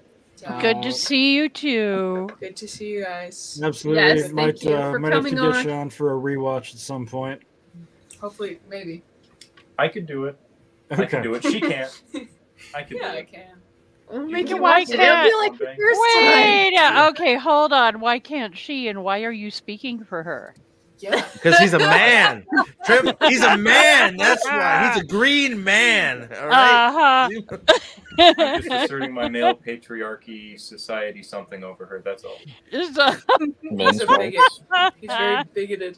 You don't have to justify yourself to her. She's a woman. Yeah, Like, men's rights. Oh, you know what? All right. Fuck off, Alex. Fuck off. I like poor Jana and the sandwich incident. Hey Steve, real quick, Zax, thank you very much for one gifted White Cloak membership. Can you let me know who got Al that? Dan got it. Aldan. Oh, Dan Dan! got it. Woohoo! Mr. Dan. Awesome. Thank you. Why is Aldan not on here? Aldan, get your ass on Because you're here. here. Well, he's probably Oh, working. you guys are so What time is mean it to on me. Australia? What, like on the other end of the world? It's got to be like. Hey, did you guys hear the About Australia 3 or time? 4 in the morning. Yeah, I was gonna say it's early for him. That's early. Always Sunny is on Disney Plus. Wow. It is. It was on Hulu for a while. Yeah. No, it's on Dennis Hulu now. system. No. Is Disney it? Plus They in took Canada. like a lot of the episodes off. No. Last So time I checked. Disney. Well, the new ones are on. Maybe the old ones they took off, but the They new must ones have are gotten on rid of all the Hulu. ones with the when Mac is like Canada's hitting weird. on the tranny. Oh my goodness. You know, Oh. like those are all gone. Those aren't making it to Disney. I have to imagine if Disney did like we're removing everything offensive and Always Sunny, you'd end up with like Nothing. 4 episodes. But like the tranny episode, like you see, like they show Well, that's the name of the the character. junk. In the They were I so. thought that was right up Disney's alleys these days. Yeah. Hey, Yeah, we right. got fun. Yeah. 2 on the nose. Yeah. Brian, you Brian, said you gotta. Yeah, you have to go. Yeah. I mean, I just I got a few things to do. I figure I'd come on, pay tribute. I do need to read some more Lord of Chaos. I actually listened to some of it yesterday, and I got past the Lord Perrin stuff, so I get to call you Lord Alex now. So. Perfect. But I'm on the I'm still on the prologue. I've been stuck on the prologue. That Nynaeve and Elaine are just so Oh my God. long. Fucking exhausting. The Yeah. Demandred Hey, stuff, like I said before, the Demandred stuff I loved. Like I want to see more stuff like that, and I think there will be more stuff like that in the prologue. I don't know. So, but yeah, I want to try and get get Lord of Chaos going, hopefully within the next week or two. So, but yeah. Congratulations, Alex Lady. It was a pleasure hanging out with you back in November. I mean, yeah, you guys are. Yeah, we'll see you it's again, awesome. hopefully. Yeah, Lady B's cooking is second to none. Yes, sorry, Pips. All right, guys. Take care. Articus, welcome. Good to have Good you. night, Brian. Pips isn't gonna like that. Hello. How are you today? Fine, sir. Good, how are you? Great. Yeah, we're just like hanging out now. Like we did a big kind of party, and yeah, we're just celebrating our engagement. Oh. Yeah. So, but really, honestly, we're just at the Chillstream part, so we left all the mushy stuff behind. I don't know. Alex was being gay, 5 minutes ago? So You know, True. he left behind. You're allowed 10 seconds a day, okay? Well, the emotions. well, maybe Well, Lady I B don't had a know, special belt on him. Well, Virgo, me and according to FK were pretty gay Dane, last if there's a woman involved with 2 men, it's not gay. According to Dane. Wait, Why 2 does that men, not 1 surprise woman? me? Mm-hmm. Well, what's the second man No, doing? you didn't read the dumpster fire of chat from last night that was all LPK and Dane's fault, did you? No. Don't blame me. Oh my god. I was under the influence of alcohol. I was completely innocent of any problem. Yeah. And it sounds like Yeah. you had the less embarrassing responses. I was a complete gentleman. We both were. Ew, We how both can you were. tell me about this nonsense? I didn't know about it. We were just talking about chicken soup and Right. yeah. Uh-huh. There you Yeah. go, Bish. I like your idea there. A theme wedding. Oh my god. Yeah, No. you're kind of our theme though. It's like White Cloak, so it's like old books and whiskey bar, like overstuffed library chairs, like the really good whiskey too. That sounds fun.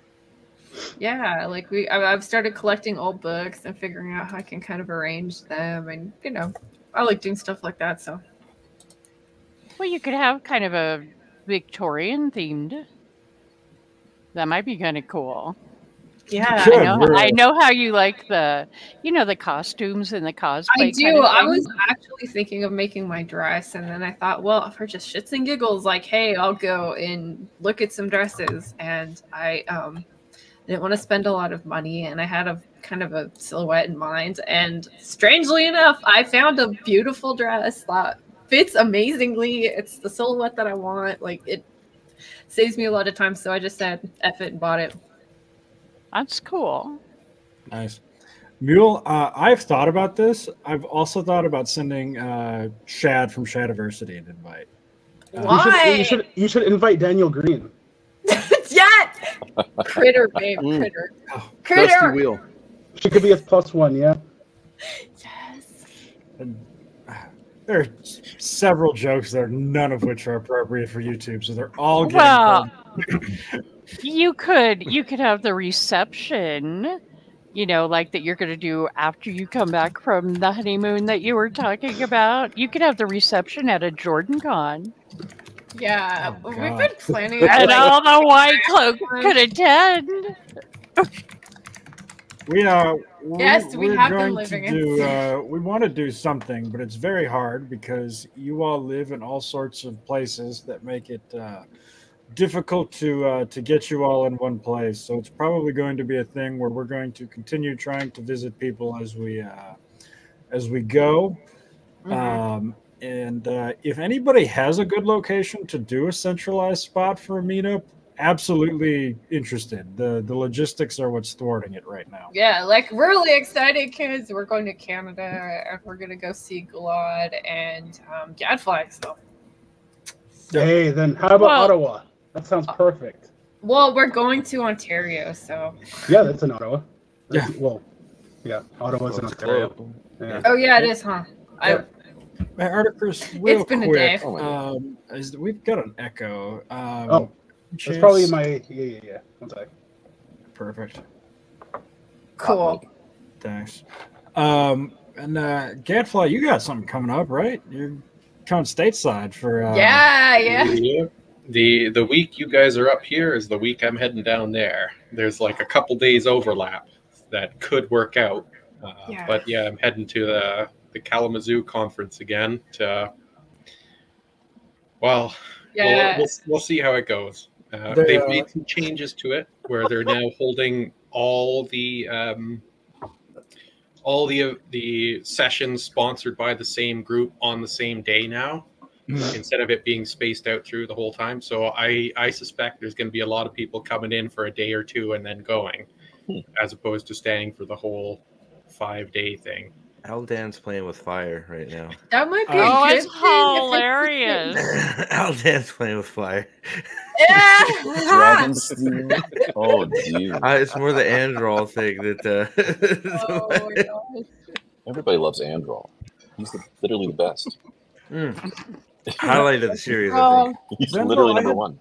I had no idea you were in St. Louis. I didn't know Androl meant number one in Old Tongue, right?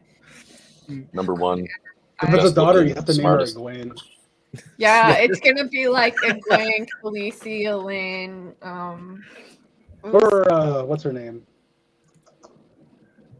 Who was the main character in season 1 and 2? I forget her name. Lorraine. Leandrin. Leandrin, yes. Hey, I just had a thought that Lan peeing on the tree was a rabbit hole of an Easter egg. Because if Androl is number one, well, peeing is number one. So it really was foreshadowing Androl in like season 5 or something. What? That means, Wait, what?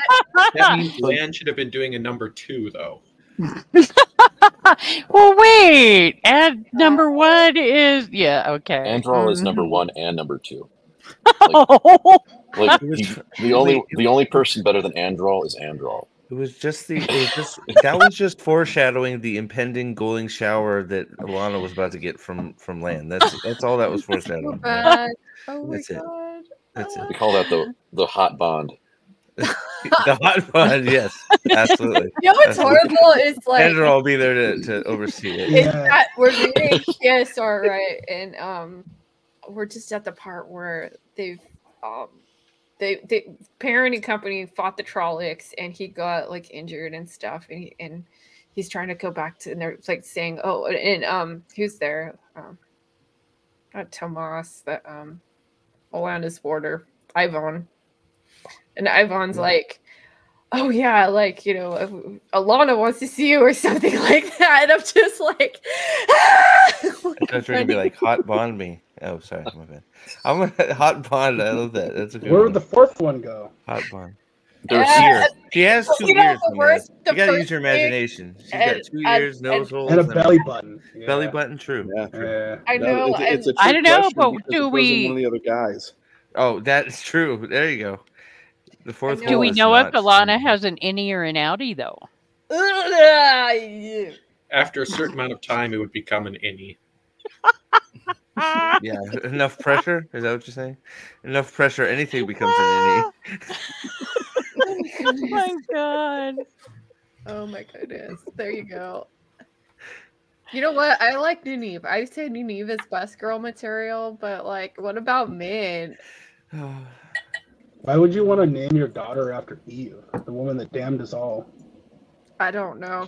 Because Nynaeve. Hey, Hmm? she was Is your- just is your- hungry and trying to feed her Is your man. first What's your name Eve? problem? Trip? Is your first name Eve? No. What if it was? are delicious. Now what? Yeah, I And agree. you damned us all, Like, I guess. Min is better. You know I would too. You Every day. know I'd so be like, don't tell me I can't eat from that tree. Hello, excuse Well, me. Why the can't I real- eat from that tree? The real Now question, we need to find out. the real question is, why were the instructions given from God to Adam, "Thou shalt not eat of the tree," and then the instructions Eve got, "Thou shalt not touch the tree"? Because Because God men is are a better than women. misogynist. That would be why. Yes, yes. What if They were didn't made in anyone lesser talk to about- man, a compliment. Yeah. Why doesn't anyone talk about the other tree? Why are we talking about trees? Because that's the tree that's The in tree the of life future and the for tree of people. knowledge. I The tree thought- of life you had Oh. access to unlimited, Wait, right? are we saying The- land the- feed on the tree? So land Yes, made Land the feeds apples? on the biggest Holy Torah, shit. and that's why the Aiel had to go to war. Land was in the Garden of Yeah, Eden. yeah. He made the God. trees, the tree bloom apples. Holy crap! I don't think you're allowed to talk about the show anymore, Prophet. I don't, Because I'm always right Yeah. about it. Yeah, but this is why land. Actually, this is probably why they will have land go to the waste. Because, you know. Because He his hates seed sand. is so strong. I hate sand. We need that werewolf. You know, We I need mean, it. it would fix everything. It would. It would take the show from like a 1.5 star Oh. shit show to like Telling you. A 1.75. One you point, heard- at least a you heard- 75.75. You heard my idea, right? You guys What? heard my idea about you know, since there's an episode called Tar. Well, I can't say Teleann Riyadh. There you go, get close. So that episode just needs to be a parent werewolf in the dream versus giant Mogandine spider fight. No. Oh my god, no. They're so Mogideon morphs into a spider, and Pear's like, raw, and he grows into a giant werewolf in Tar. And then somewhere I had a snake showing up. Where did the snake come from? I don't remember. The But a kaiju. giant snake shows up too, and Perrin's got like just fighting both of them. And then Rand swoops in as a giant dragon head and just breathes fire on all of it. It's just a You mean giant McLean? monster fight in Tar. Hell yeah. that would be awesome. That would solve the whole show. I mean, like, You know what they need? They need a sexy dream world sequence with Perrin and Hopper. And then Yeah. Perrin understands his wolf side while Hopper's wolf is so inside of Perrin. play to Pegging Kiss him. the Girl from my Little God. Mermaid. Perrin will see Hopper to discipline. Kiss the girl. And Perrin It'll be like a musical. He'll morph into Sha la a la la la la, my oh my, looks like the wolf to shine. They'll jump gonna up together kiss and, the like, girl. and they'll just start turning. Yeah, It'll be like Yeah, a Ray's another- musical episode, yeah. You can Yeah, dare there to you cross go. the way. Saxophone moment. Sure, yeah. Hopper don't got a lot to What, say. what if they decide to make wolves people in the dream world? Werewolf Like hairy I'm people, good. like cats, like the movie So, Cats. so Ah, all, they all would the do wolves that. running around Wolf Rio are human furries. form. You know what? I'm just throwing it out there. I watched, like, my brother watched like 3 episodes with me when I was watching this for the first time, and he said he called it, like, back then. He's like, Perrin's gonna be a furry. Straight face. God, I hope so. Yeah. God, I hope so. Can we just get over it? Stop teasing. Just stop teasing us. Just his eyes are I don't yellow. know, guys. Just let him morph. I can't help thinking that Steve's tar thing is actually a lot more book accurate than the show is. If we bring in werewolves, we have to bring in vampires. Right. You can't have one without the other. It's just the rules. Lord Luke will be Van Helsing. I'd say make Rand a vampire. Okay. Yeah. Okay. Well, you could do that and bring Kate Beckinsale into the show. And then instantly better as well. Yes. She's like, for whatever reason, she gets the latex outfit, even though it's a medieval thing, but she's like dressed as like, goth techno. Yeah, they don't care. Well, okay, she could actually take over Lanfear's part, and Lanfear could be a vampire. No, just kill Lanfear. You know what they could do? Bring Kate Beckinsale in. Kill They Lanfear. could stop filming and then just re-show the Underworld movies. Those are call it Wheel of Time. And just call it Wheel of Time. Yeah, you know what? That would actually be an improvement. I think you're onto something. Wheel of Underworld. Mix in a little Van Helsing with it. It'd be like you'll be confused why Kate Beckinsale's costume keeps changing. Like, what's going on here? It's like, okay. Aldan, those are fighting words. It's not like you could get any less lore accurate. I used to like you, Aldan. I agree with Aldan. I can't stand her. I can't. Nope. It's all the worst female characters. I don't know why. I really give me werewolf. I want to interview Aldan because the collection of characters that he likes and doesn't like is so random. True. He likes Egwene. He hates Fael. I feel like I have a pretty good understanding of like I could tell you like Hey, when I Whitebeard. watch a show whether Steve or Gadfly or Nathan is going to like a character. With Aldan, it's a freaking coin flip. I have no idea. Shalon. because he's Elaine. upside down. I think he gets confused. Yeah, their Well, he toilet's was in flushing the the- opposite what, the- direction. The Land of Madness. White Bear, good to see you. Thanks for coming out.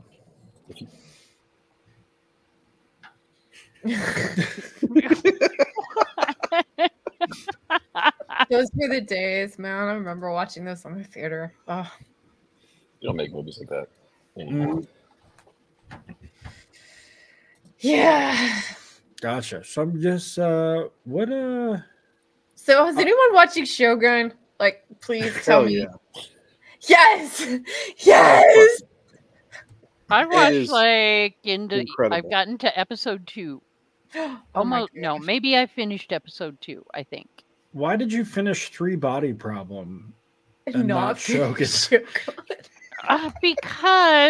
fine. We shouldn't Because start I this. started I started and binged 3 Body Problem in a 2-day stretch.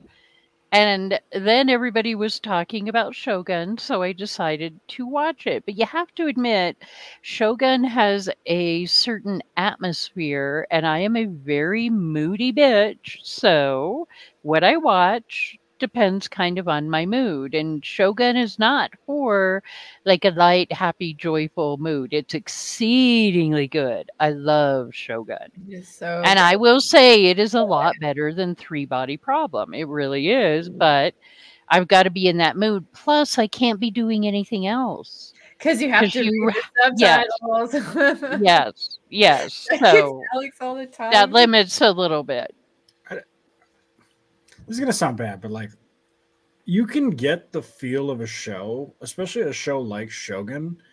You don't have to read every line. You know what they're saying, even without knowing the exact verbiage.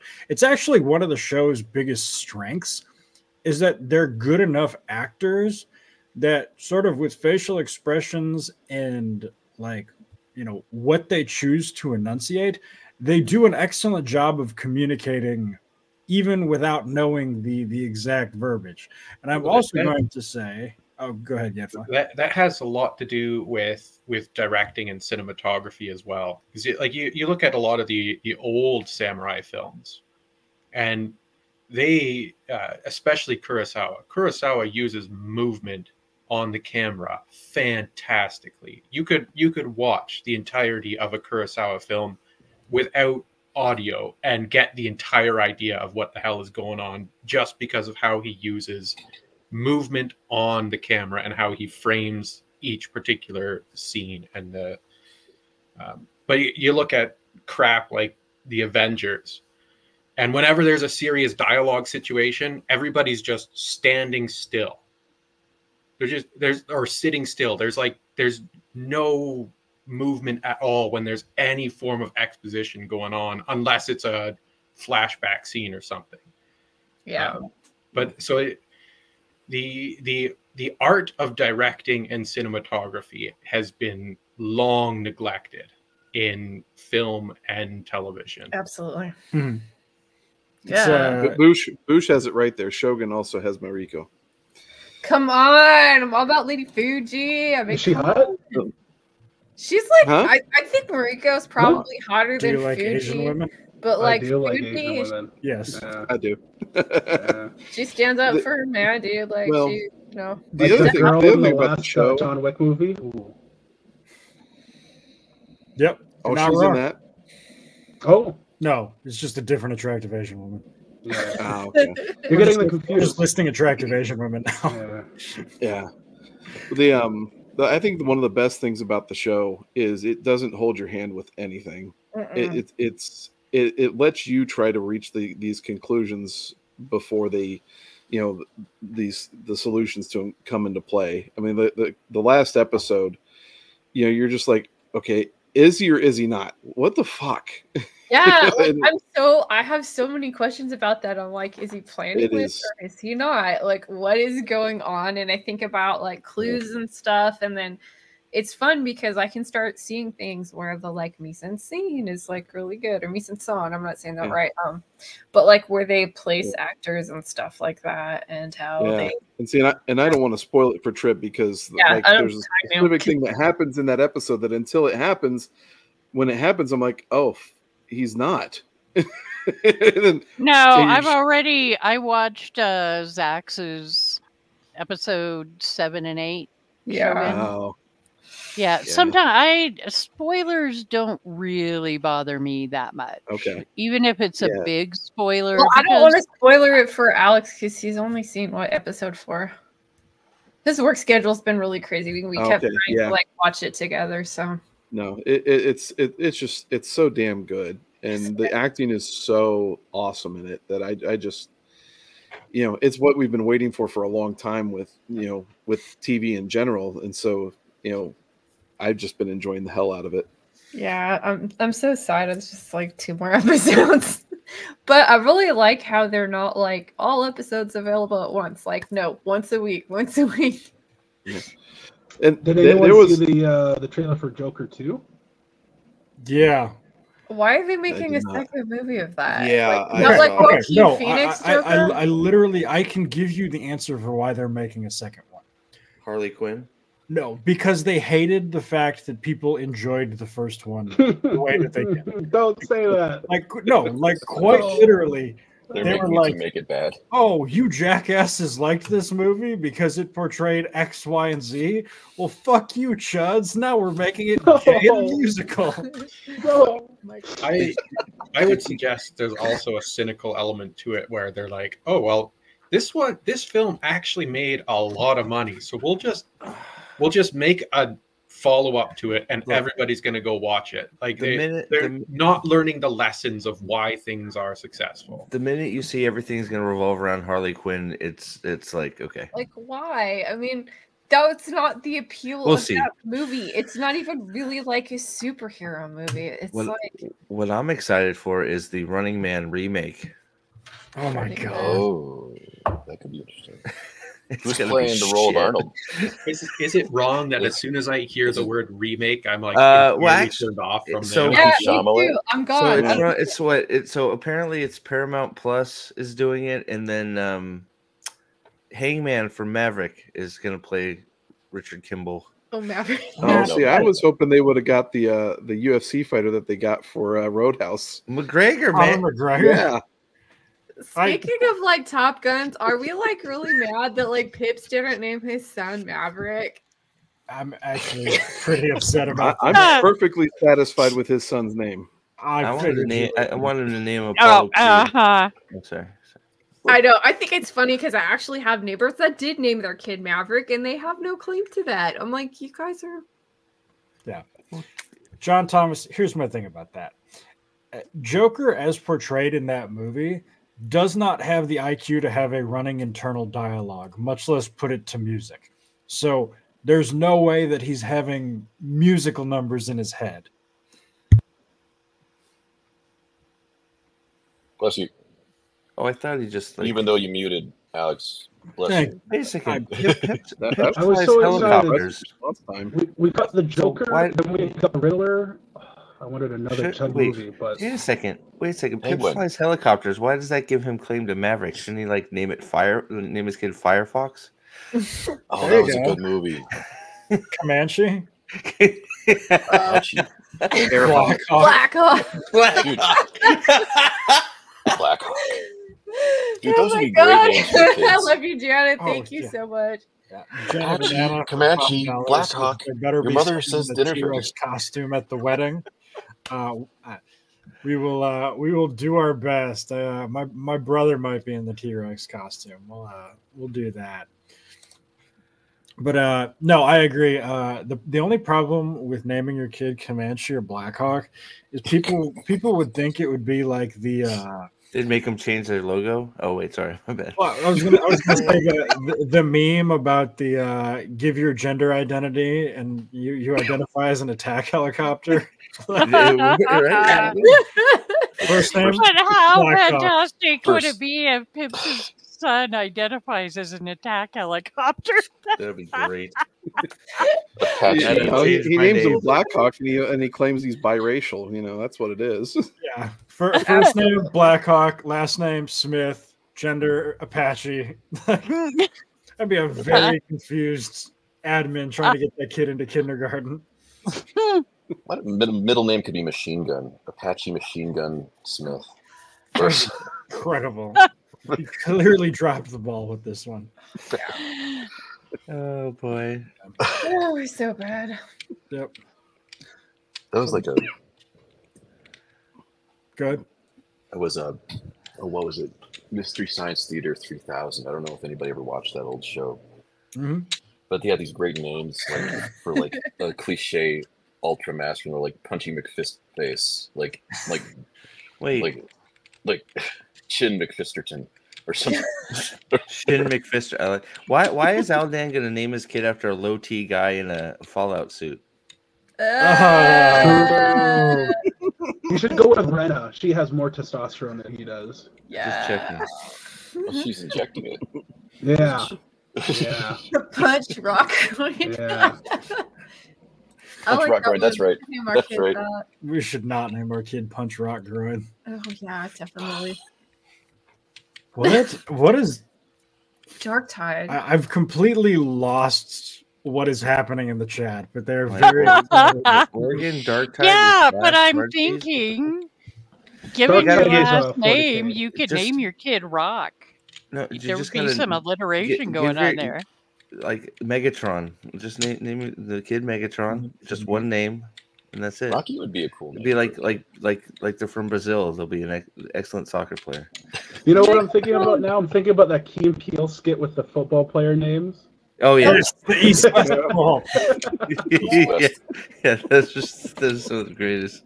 That is one of those things that, like, if I went to Comedy Central and proposed that, there would be that is the most racist thing we have ever heard. But Key and Peele got it done. Good for them.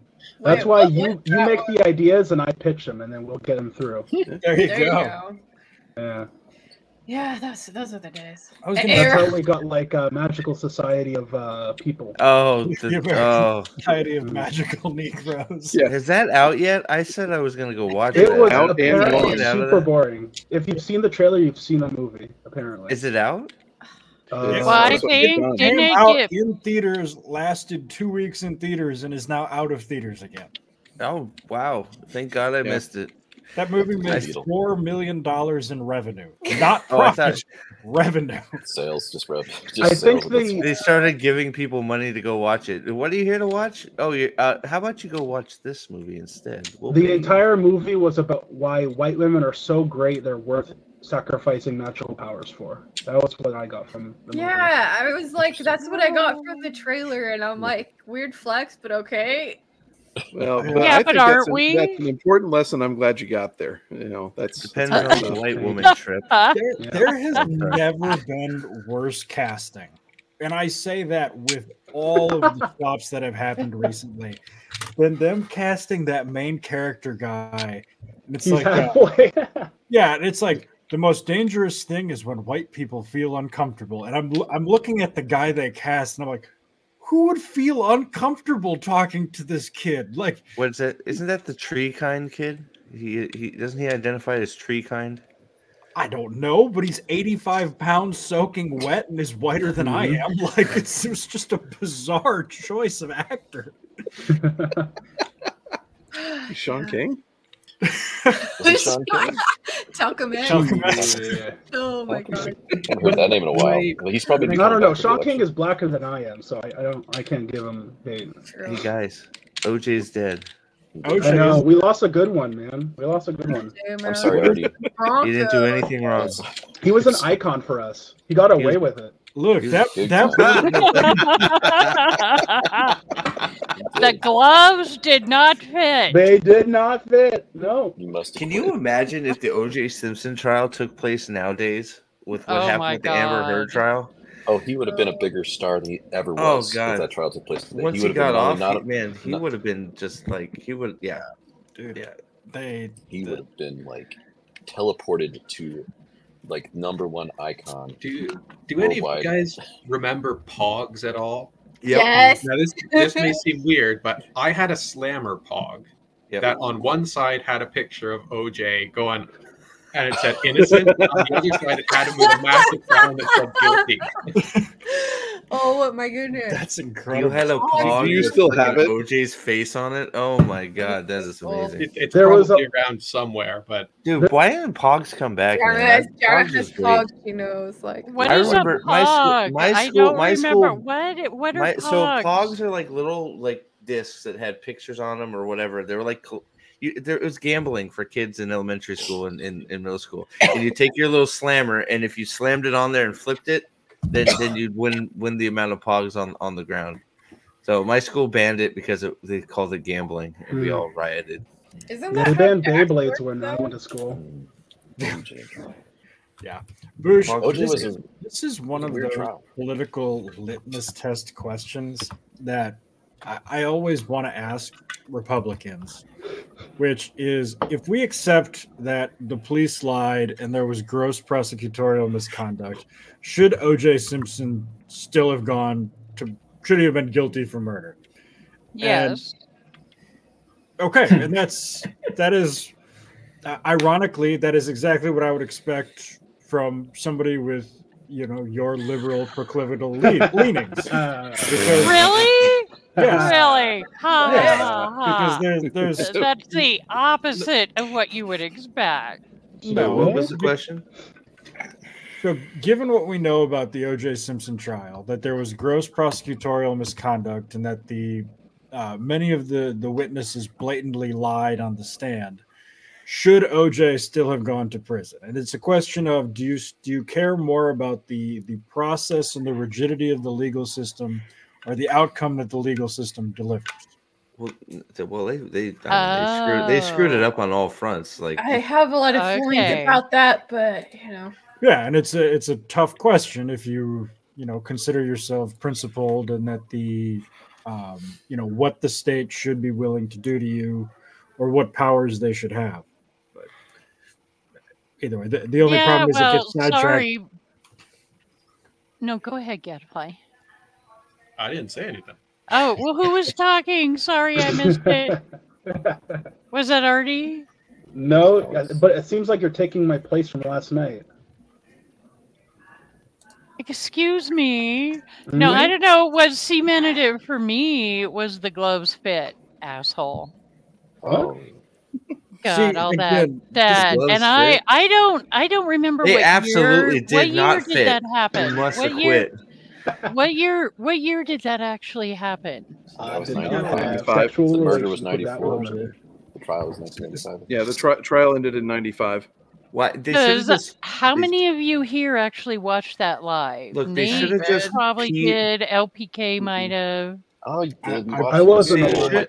They should have My- just peed in the blood and got it over with. They could have screwed up everything. Let's they gathered everything wrong. It was like I don't know. Like you could if you said the LAPD was trying to get him off, I would have believed that too, because they screwed up everything.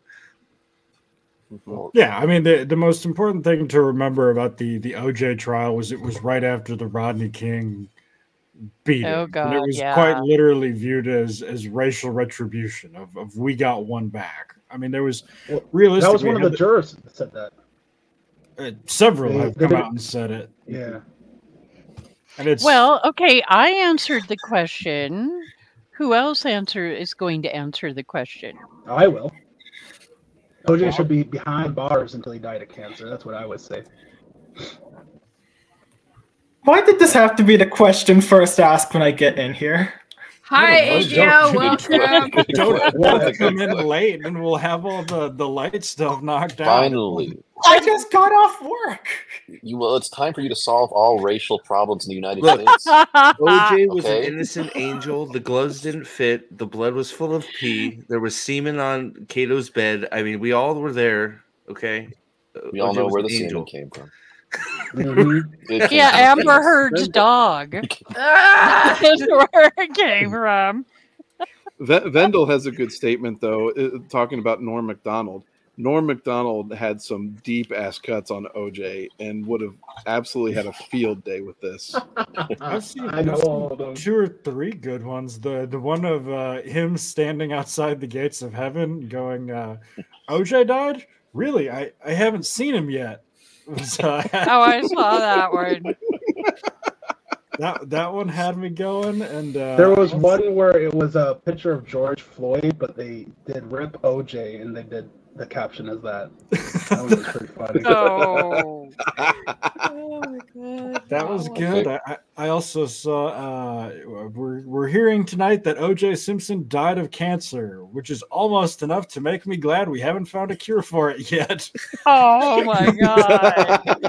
Y'all know that. Oh. I'm pretty sure everyone here is aware O.J. Simpson wrote the book If I Did It, correct? Yeah, I know, right? Yeah. Like, Yeah, but Mhm. do you guys know about basically, I believe the rights to some of the book went to the family of the murder All of person. them. And Yes. so they adjusted the cover to have it be I Did It, but to make sure they can't be sued, this if is still in there. It's just really small in red inside the I. oh, wow. Yep.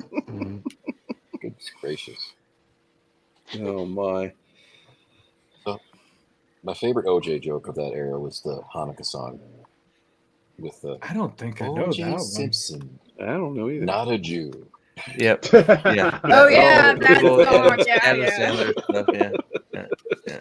Yeah, that was a long time ago. Well, Well, I got that I CD. particularly liked when he did the Norm Macdonald hosted the ESPYs, and he congratulated the Heisman winner, who was the Michigan player who won as the only defensive player to win the Heisman. He's like, "Yeah, they just can't take that away from you, unless you murder your wife and her waiter. You know, and then it's all bets are off." That's funny.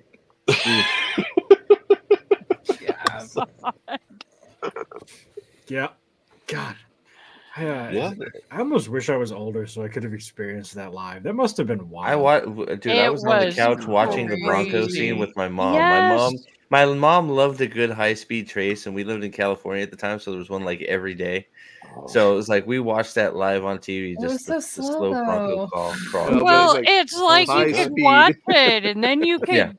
go pee and come back, and nothing had changed. Then you could go make dinner and come back, and nothing had changed. It was just like, Pulled right up to his damn house, man. okay. Ford finally brought the Bronco back. They couldn't sell that truck anymore because of OJ. That was a good freaking truck. Yep. Yeah, it was, especially that era of Broncos. Like those were Oh like so God, yeah, that badass. was a good car. That thing was big. My brother had one of those. Especially if you had one with the wood, like the wood paneling, the fake wood paneling. You see some of those classic restored Broncos out of the road every now and then. It's just yeah, like, it's it's really sexy. one of the better Fords. Mhm.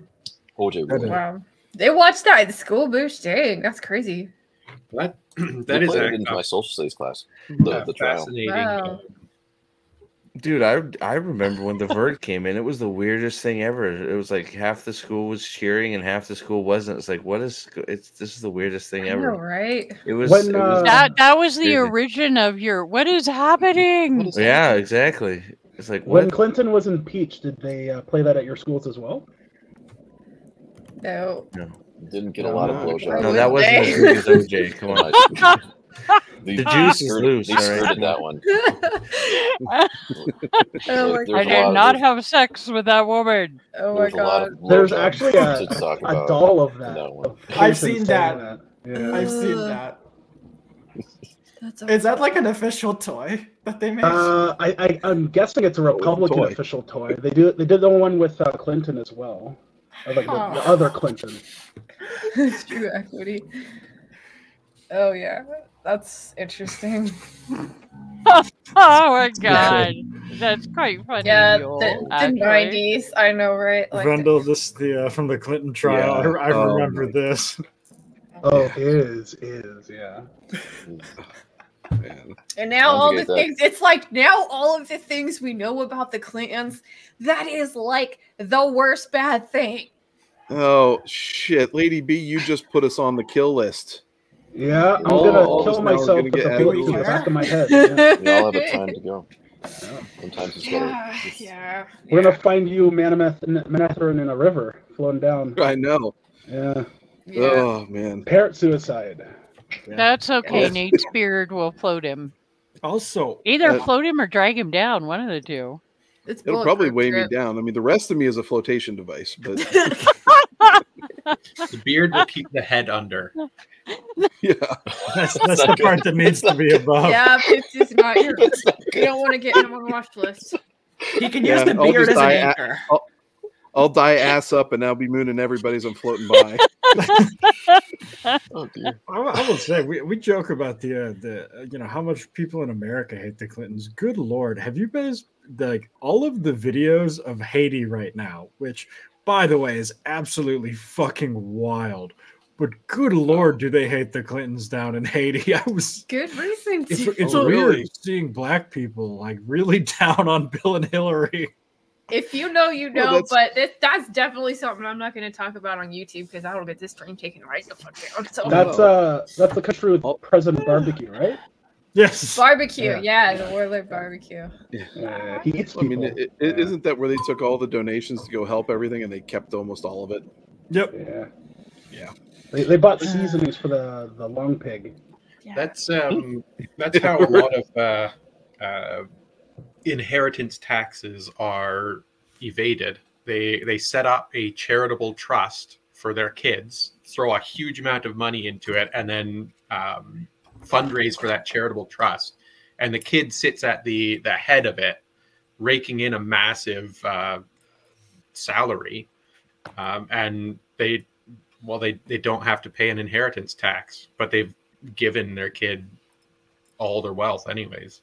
Yeah, but should there really be an inheritance tax? My point exactly. That's an entirely different question, but it's worth pointing out that the people who impose the inheritance tax are the people who work to avoid it. Yep. Well, of course. close- Hello. We want to close the loopholes after they get through it. Have any of you heard about? I mean, I don't want to sound like a banking nerd here, but there was the old. You remember you used to be able to do what's a whole Roth conversion of your IRA. You could take an IRA and convert the entire thing into a Roth. You used to be able to do that. Now you can just recharacterize your contributions in what's called a backdoor Roth and a backdoor. Not quite the same thing. But the reason that they took away the ability to do the entire Raw thing was because of Peter Thiel, the guy who The made gay guy got outed by Gawker and ruined Gawker Media. It was something like it wasn't quite that, but it was the guy who made PayPal. He was like same guy. Same guy. Yeah, the other guy, him and Elon Musk, right? I didn't follow his sex life, but I just followed his financial maneuvers. Okay. I only followed him ruining Deadspin and several other big media sites. But he, like, an IRA is all has to be income, but he paid himself in like stock back in the .com era. So he had like something like he had originally did like $7,000 of this penny stock that became basically his PayPal like a fortune. It was worth $4 billion. He rolled that over, and it's like tax free. So like he basically ripped the IRS off of $2 billion cash. Everyone should be able to do that. He did that, and then like the next month they made legislation to close that loophole. So it's kind of like the $20 minimum wage in California, and Right. like the only restaurant that's exempt is Panera because they gave like a whole bunch of money to Gavin Newsom. That makes sense. The delicious sandwiches. Yeah, I agree, Scotty. I have a lot of feelings on taxes and stuff, but like, how about those ungovernable two rivers? I was gonna say, Rand took over too and didn't even know what taxes were. I know, I love that part in Wheel of Time so much. It's so base. He's like, why do people pay taxes? And then like Elaine starts like running her mouth. And he's like, that's retarded. Like, yeah. He's the one we need. He's the God Emperor we need. The fact that Elaine is the advocate for taxes says it all. Yeah, Elaine is Right? awful. True. I'm pretty partial to the Hammurabi Babylonian tax system. 10%, that's it, straight. No fussing about, and then like 99% of that 10% gets reinvested into the community. How long did the other 1% buys veils, right? Veils, yeah. You're gonna need veils in Tanchico. Yeah. And Speaking of like dresses. when like Elaine goes to Tanchico and she's like going off on all the poor people, like, oh my gosh, do we need to give them money? Someone should take care of them. It never occurs to her that like maybe her extravagant bath taking lifestyle back in Andor is starving her own people. Like, wait, is that going to be the part of the show where she goes, "Hey, we should give these people money," and Matt gets money out of his pouch and gives them money? Because You're expecting introspection from Elaine? Well, what you have to remember here is this is the feudal society. A feudal society in which there is the concept of noblesse oblige, which industrialization has killed in our modern world. And so Elaine looks on, she is actually an example of a good, noble individual who looks on the people and sees her obligation to the people around her. And so she looks and sees that in Tanchico, the nobles are twats who don't do what they're supposed to do. And so she's making a commentary on that. And this is one of the things that I really enjoyed about Robert Jordan's books as a historian is he gets the feudalism concept very well, in that it's a series of chains of vows and obligations, and if each of these categories of people, the peasants, the middle class, the upper class, and then the top class, have their own individual sets of rights, but those rights are tied to how they perform their obligations. And so a person is like in the medieval world. This is one of the reasons why Game of Thrones is bad for medievalism. Ned Stark should have pissed on Robert Baratheon when Robert Baratheon demanded the execution of one of the direwolves. Because Robert Baratheon was not performing his duty, his obligation as king, to ensure justice was done for all parties. Cersei was demanding retribution for a crime that could not be solved because you had the word of two individuals who were, whatever. Equal in status, yeah. And so her demanding that was demanding, essentially saying, what Ned's kids say doesn't matter. We have absolute control, and therefore we can do what we want. That's not what happened in the medieval world. And if somebody tried that in the medieval world, there would have been a revolution, like what happened in the rebellion, Robert's rebellion. So Robert, in demanding the execution of, was it Lady, was the name of Sansa's firebolt? Yeah. What he was doing was the same thing as what the Mad King did with demanding the execution of Brandon and whatever Ned's dad was called. Yeah. I don't think Robert. It was breaking those bonds of oaths that's that chain of connection.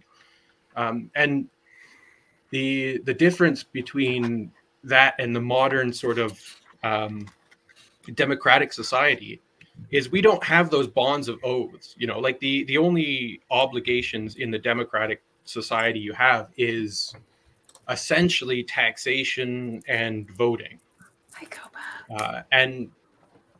And that's how you replace the whole things like the system of justice and the system of protection and the system of yada yada. That's very much the whole words are wind and Cersei tearing up the paper. It's like that Scotty Free comment reminded me of the Putin interview with Tucker Carlson. That was yeah. Now let me tell you about early medievalist themes and Robert Jordan. Just 3 minutes. 3 minutes. Well, it's but first we have to go back to the origin of the novel as a literary form. Yeah, well, it's interesting. I think people talk about that in the medieval sense, but realistically, it was what? It wasn't until like the 1940s when people stopped. Your noble classes stopped. Making significant cultural contributions. By that point in time, all their money had essentially dried up. And the money that they now have is money that keeps them going. It's not the same sort of we just accumulate wealth, right? Well, to be fair, I'm pretty sure you can track most American wealth to 10 families since its inception. Yeah. Well, that's the whole thing with industrialization. The industrialization did a lot of good things, but it created a new class of oligarchs who grew up with no concept of the obligation that they had to society. So they had all this wealth, and what they did with it was entirely up to them, not what was expected of them. So you had some that did really good things and set up great charities and so on and so forth. You had some that did really friggin' shitty things like friggin' Malthus, or Rockefeller, saying all poor people should die because they're poor, and that's Darwinian evolution. But then you had, of course, most people in the middle doing some good, some bad stuff. Yeah, but I my grandma made a comment that caught me off guard the other day, and she said, "Your billionaires suck." And what she meant by that was she lives in Chicago. And so when you go to anything in Chicago, you go to the Field Museum, which has a billionaire's name on it. You go to the Shedd Aquarium, named after something Shedd. You go to the planetarium, named after some billionaire back in her day who donated a shit ton of money to the city to build an aquarium. Whereas our billionaires don't just write, $200 million gifts to the city in order to build, important infrastructure or entertainment for the good of society anymore. It's how can we ruin everyone's life with digital currency and social credit? Well, I would push back on that comment because we got a great movie from Barack Obama recently, and we also got that Civil War movie. Not to mention Meghan Markle's like 2 episodes of her podcast on Spotify. That was great too. or the Meghan Markle episode of South Park. Yeah. What were we watching? And I was like, oh, this is that show that Meghan Markle was on. Suits. Yes. Oh yeah. Yes. Well, now it's all corporations. You know, it's some corporate, you know, stadium or meeting center, or I don't know. LPK, you were just talking about something the other night that had changed its name several times due to a corporation, and I can't remember what now. Our, the local basketball arena in Cleveland, the Rocket. Oh yeah, those things change all the time. Oh, that's right, Quicken. Well, Yeah. So wait, I wanted to ask LPK because he likes Panera. How are their ham and butter sandwiches? Oh, I mean ham. You don't want to go ham at Panera, and you know this. You got to know this. No ham at Panera. You got to go with the Napa chicken almond salad sandwich, like almond chicken. So good. And butter. So you could. There's some mayo in it. Wait, dude, that's not you. You don't want that. I thought you were just gonna say a pure butter birthday sandwich. You don't want that sandwich. Never mind. You want the what's the other one that's really good? It's like chicken avocado, like something. Yeah. Chicken bacon avocado, and it's like grilled chicken. Come on, don't fail us now. You're our sandwich expert. Oh goodness gracious! We'll have to take your title away. I'll tell you, the one that I always got was tuna fish, dude. Me and mayonnaise don't. We're good. How can he be the sandwich expert? He's not a woman making them, right? I know, right? Where's Jeremy? True. Well, that depends. Oh, God. LBK, do you identify as Barthanes? It's okay. My Barthanes reminds me of my grandmother, as he's portrayed in the show. He's a relative of Barthanes. That's why he's a sandwich. Oh yeah, he was doing the ham sandwiches. Like he's got the same haircut as my grandma had. He wears the same outfits that my grandma wore. And he forgets to butter both sides of the bread. She made the best buttered ham sandwiches ever. I mean, well, they're really the only ones I ever ate. But they're my grandma's, so I love them. Of course. LPK? I'll be honest, LPK was making that sandwich sound really good. I was thinking, like, man, I know that Panera is gross, but like, he's really making me want to go. I mean, after that delicious meal I made you, oh my goodness. There was give you like a pound. Don't worry, they'll put some sprouts on it. That'll get you. Like 2 scoops of tuna salad. It's so good. And they put like a tomato on there. And then mayonnaise keeps the bread moist. Pickles or freaking celery or something. You don't like pickles? You don't like pickles? Not in like tuna salad or chicken salad. No, keep your grapes where they belong. I agree with me. The question here, Trip, is what is the pickling solution in those pickles? That's a good question because I've made some damn good pickles. Like I've made some. No, I'm okay with pickles. I like pickles. Okay, I just don't like them chopped up and put like on my sandwich like that. Yeah, but if your pickling solution is vinegar and sugar, the pickles are going to be crap. Well, I don't know. I don't go around asking people what they pickle their pickles with. Panera sucks. I don't know. LPK, tell us, what did your grandma pickle her pickles with? You might as well go to Starbucks for sandwiches. We're doing cucumbers and pickle juice. Some places pretty good. I like making like pickled carrots, pickled beets. Ooh, pickled red onions are the best. Oh yeah, those are so good. Oh, pickle eggs and Steve likes mayo. Pickled eggs are damn good too. Especially when you do the beet juice and then you get the purple egg. Yeah, they're so pretty. And I did one that was like sweet pickle kind of mix. Or I mixed like dill and sweet pickles. Like I put the herbs in. I did like. You guys there's just a bunch of sourpusses on this stream. What are we for the pickles? I gotta represent for half my people. The best sandwich is a pastrami sandwich. Hard mode, you can't say sauerkraut. Weren't you the ones that pickles suck? Koshers? Okay, you guys, Scotty has a question. What's the best show movie that you've seen like recently and you can't say Shogun? Does it have to be a newer show? Movie? I don't know. Best show / movie. The last Tokyo Vice. Yeah, Tokyo Vice is up there.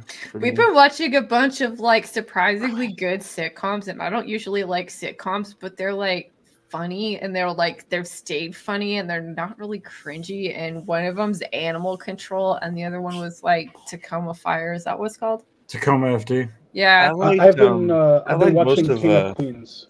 I like most recently. of Invincible. Oh yeah, I've been put more episodes of that. on. They're now all out, right? Yeah, they're all Season out. 2's done. Oh Do you yeah, like One Abby? Piece. Like yes, One Piece was really good. Do I like Abby? The black girl in Invincible. You like her, Steve? What, the girlfriend? Yeah. The best part is that she's no longer the girlfriend by the end. Yeah. Spoiler alert, but also fuck yes. Fuck yeah. You don't want to go to the kitchen with me, Mark? God, I have never met. I can't love you the way you want me to love you. I can't love you back the same way. Okay, let's break up. Bye. Boom, gone. Superhero. I like the bug people. The only way it would have been better if he just freaking went over to what's her face and ripped her clothes off right there. But they Eve, Adam Eve. Yeah, they were about that close to that. Yeah, what happening, happened so. to her? Because I started watching it. I'm Oh, like, her and there's- Mark are about to get down right at the end. They just decided. It's like, nah, we got to leave something for season 3. I have Oh, never really? seen. Oh, you don't know what happens in season 3 then? No, you know. I will say that. Season 3 isn't out, so I don't know how I would know, but I didn't read. Dan, I am going to one of these days go to the movie theater and watch that entire thing. Yeah, they've been showing episodes of it. I'm also, curious. I have never that Invincible show blew my mind when she was doing the Lois Lane being a dick to Superman because he kept missing stuff. Oh, and then was like, oh no, I knew you were a superhero yeah. and saving people's lives the entire time. I'm mad that you were choosing to save people's lives rather than spend time with me. I'll tell you, this is sort of a spoiler. The worst part of season 2 for me was the fact that Amber was about a half an inch from having her neck broken into, and it just didn't quite happen. Oh, wow. Yeah, I wanted Evil Mark to. Yeah, I was ready for it, but Yeah. Bruce McFadden is trying to get me in trouble with that. LPK. Do you need to go? Yeah, I do. It's turning into a pumpkin, or as they should say, Cinderella Land. But as far as the best show I've seen recently was Three Body Problem. It's a controversial choice, but I'm okay with it. Yay! Yay! Most recently, that, and as far as movies goes, I've seen Godzilla versus Kong 2, or Godzilla X times Kong. Oh, I haven't watched that yet. I love Dune 2, man. I saw it twice. Sorry, Steve. It's okay. It's okay. I'm gonna read the books because I'm like, they have to be better than this movie. It's okay. Everybody can like that stuff. LPK, that reaction from Prophet was strictly for Trip. Exactly. Right. It's okay. My favorite movie I've seen lately was Roadhouse, just simply for the laughs. So. Oh God. I was so worried about Timothy Chalamet, but then I saw Dune Part 2. Good night. Bye, buddy. Good night, Ed. Also, Steve, I want to congratulate you. That is a fresh ass fade you've got. Yeah. When you popped the headphones off, it was really on display. Was it okay? Well, I just got my haircut yesterday, so thanks. Oh, I did too. What's fresh. I got my haircut too. They took my eyebrows as well. Yeah. Oh my goodness. Me too. I got the full thing done. Yours looks so much better than mine. Like, because it doesn't grow at all. That sucks, man. Alopecia sucks. Yeah. Did you wax your head? Is that what you're saying? Mm. Alopecia totalis. Since 10 years. 10 years old. Wow, that's crazy. Yeah. Well, although LPK already said one of the good shows that I've watched recently, but I won't say that again. Since he already did. Debatable. However, even though it was probably a couple of negative. Although it's probably been 2 or 3 weeks, but Fargo season 5 was great. I don't believe you. Why? There has never been one of those shows where we are coming back after 5 years to look at No, Fargo season 5 is excellent. John Hamm. God, I'm he trying was to good. remember who else was in it, but season 5 was damn good. Nothing promotes a good show like when you can't remember who's in it. I am bad at that, Steve. I'm just- Fuck off. So I'll tell Level you One what, was you know, pretty good. you know a show where I can't name any of the actors in? Three Body Problem. Because that show's asshole. Oh, Yeah, sorry. well, you know a show who I can't name any of the actors in? Let me see. Prophet of the Dragon. Steve. I wish I had a show about me. It would be the best. No, but seriously, Alex and Lady B, you guys might like Fargo season 5. I have to watch yeah. the other seasons. I don't have that You in me. you don't have to. They're like standalone seasons. Season 1 is good, season 2 is really good. Okay, if I'm doing that, I'm going to watch True Detective. Yes, so watch True Detective, the new one. Season 5 is right up there with season 1 of True Detective for me. Are you? Oh my trip, Jesus! Have you seen Fargo season 5? Oh, I thought you said True I thought you were talking about True Detective. I was going to say, like, season wow. 5. Okay, no. I have not. Oh, shit. I thought you were talking about the new season of True Detective.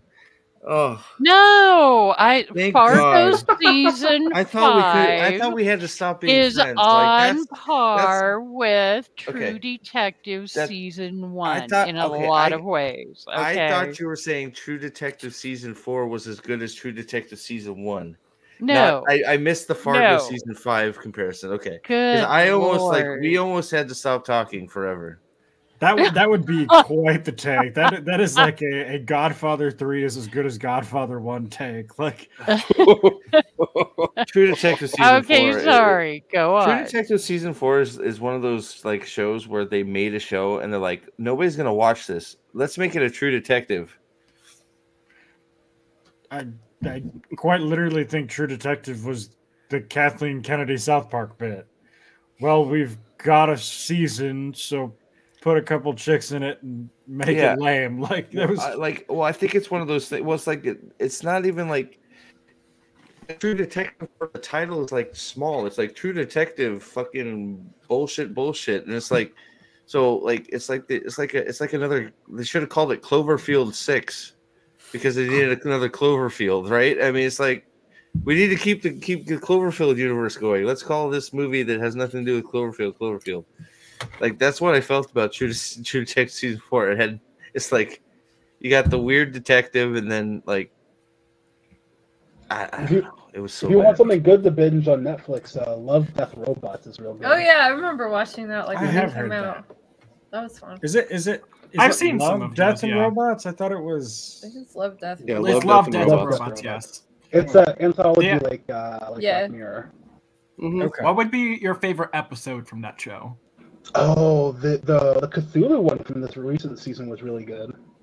You mean the one I gotta watch it again. Yeah. I can't remember. You know, Yeah, but I know. I I remember like enjoying it them. again. Mine would be either Bad Travelings or the mini zombie one. The freezer one was pretty cool. And then the alien hive mind one was real good this season. Tell you We what, need I we want to need some- watch the Boosh, Mule, and Scotty Free show. Like these guys in the comments are just very entertaining chat. Love you guys. You know what, Boosh? You've not even watched it. Shut up. What do we need? I was going to How say, do you know he does hasn't need watched to? it? How does he know he would? How do you You know? know what? I'm getting the urge. Are you Because spying on Boosh? because he's acting You have like camera? Are you outside his window right now? because he's acting like you and Salty. But I watch all the shit I hate. I don't know what you're talking about. Oh no, you didn't. You didn't finish watching Three Body Problem until Yes, I did. after you spewed hate on it. You spewed hate No, on no, it no, no. first, Because and what I started- watched was then ridiculously finished it. stupid. Then you guys said it gets Uh-huh. better, so I trusted you guys for some reason and watched the rest, and it just got continually worse. So, well, I there's don't- your first Why problem, do you guys Steve. have to You watch trusted an entire us. season of television to know if it's going to be bad or not? Like, Well, you do you guys know the can't tell meme? based on the casting at Nope. this point whether or not a show is going to be bad. Do you know Well, the meme where take- it's a I'm sorry. waiter squatting over your plate? and Yes. it's like I don't Yes, want yeah. shit, and you're like, how do you know it's shit? It's not even out yet. That's why. That's Yeah. where I'm Well, at. Yeah. That's why I was even looking at who Steve- wrote Fallout, and I'm like, I'm not. yeah, watching but this. even Steve is saying Fallout, like, see, Fallout's episodes, a what, weird one, 4, yeah. 5, and whatever are a lot better. Fallout's What are you weird drinking, like that. Nathan? In honor of Pips. Yeah, Fallout's weird like that. Yeah, it's we were talking about that last night. It's weird, and Double that, oak. maybe that's why they I made feel the like we decision should get our to. luck villain. Maybe that's why they made the decision to drop it all at once, because they knew 1, 2, and 3 were the weakest, and they wanted people to keep going. So, I stand by that. I think that the end is much better than the beginning. You Didn't you know, also how like that Monster boring. TV show, the MonsterVerse TV show with? It's like the Godzilla universe, but it was the TV show one. Oh, No, Steve, oh, you I hated didn't. Fallout. I never finished it. Is that the Max loves Monarch. Monarch? Oh, Monarch. Yeah, I couldn't finish it. When we immediately, I don't know. What were your It was when, issues it with was when they locked eyes and decided I'm gay. I was like, okay, I'm done. Yeah. And So Steve and I disagree on that one too, but I just have a quick comment. So, Are we talking about Dane and how- Jaren again? Yeah, how might as well. boring would it be, number one, if we all liked and disliked the same things? But how interesting is it that we all have such different likes and dislikes, and yet we all detest Wheel of Prime? So I agree with your Yeah. last comment. When it comes to like agreeing and disagreeing with movies and it being interesting, I mean, Steve and I are pretty much the same person when it comes to liking TV shows. And Yeah. I never have a problem talking with Steve about stuff. But you and I, so you, Trip, get on. So in other words, Trip, get on the right contrary. train, bitch. Oh, sorry.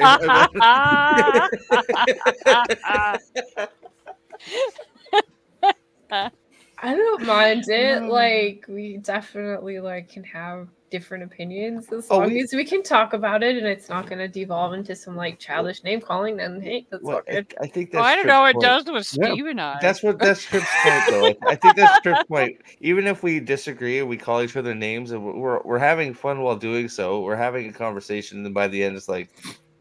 It's fine, right? It's like, who cares, right? So I think that's the point. And then on top of that, it's like, no matter how much maybe she thinks one thing is good, and we both look at Wheel of Time and go, like complete vomit. It makes it fun. That's why I like to tell Nerdporial all the time that 2001: A Space Odyssey is one of the worst fucking movies of all time. I feel like that's kind of He does. true. You could have a total argument. Okay, it's kind of a cinematography wise, it's a cool movie, but it is really slow and stuff. Yeah.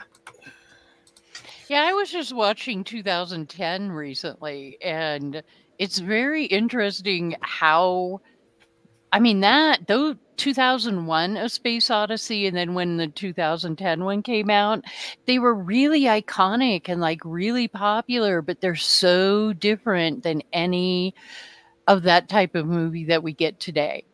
Yeah, it's kind of interesting, looking at older movies like that, and I don't know. When I was in film school, I watched a lot of older movies that were milestones for technology or acting techniques or whatever, and it's really weird because they made such a splash at the time, and now people are just I don't even care. It's weird. What was the Civil War movie that all the lefties hate but are grudgingly forced to concede that it is a technological marvel for the time?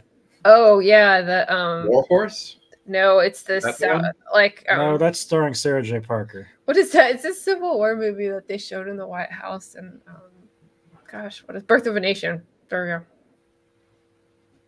Yeah, that is Birth of a Nation is the one I was thinking of. Excellent. Yeah, it's a Thank you. It's a bit. It's technological, controversial film, but very very huge. I don't think I've ever seen that. Also, fuck you guys for not laughing at my Sarah Jessica Parker joke. That joke was fucking hilarious.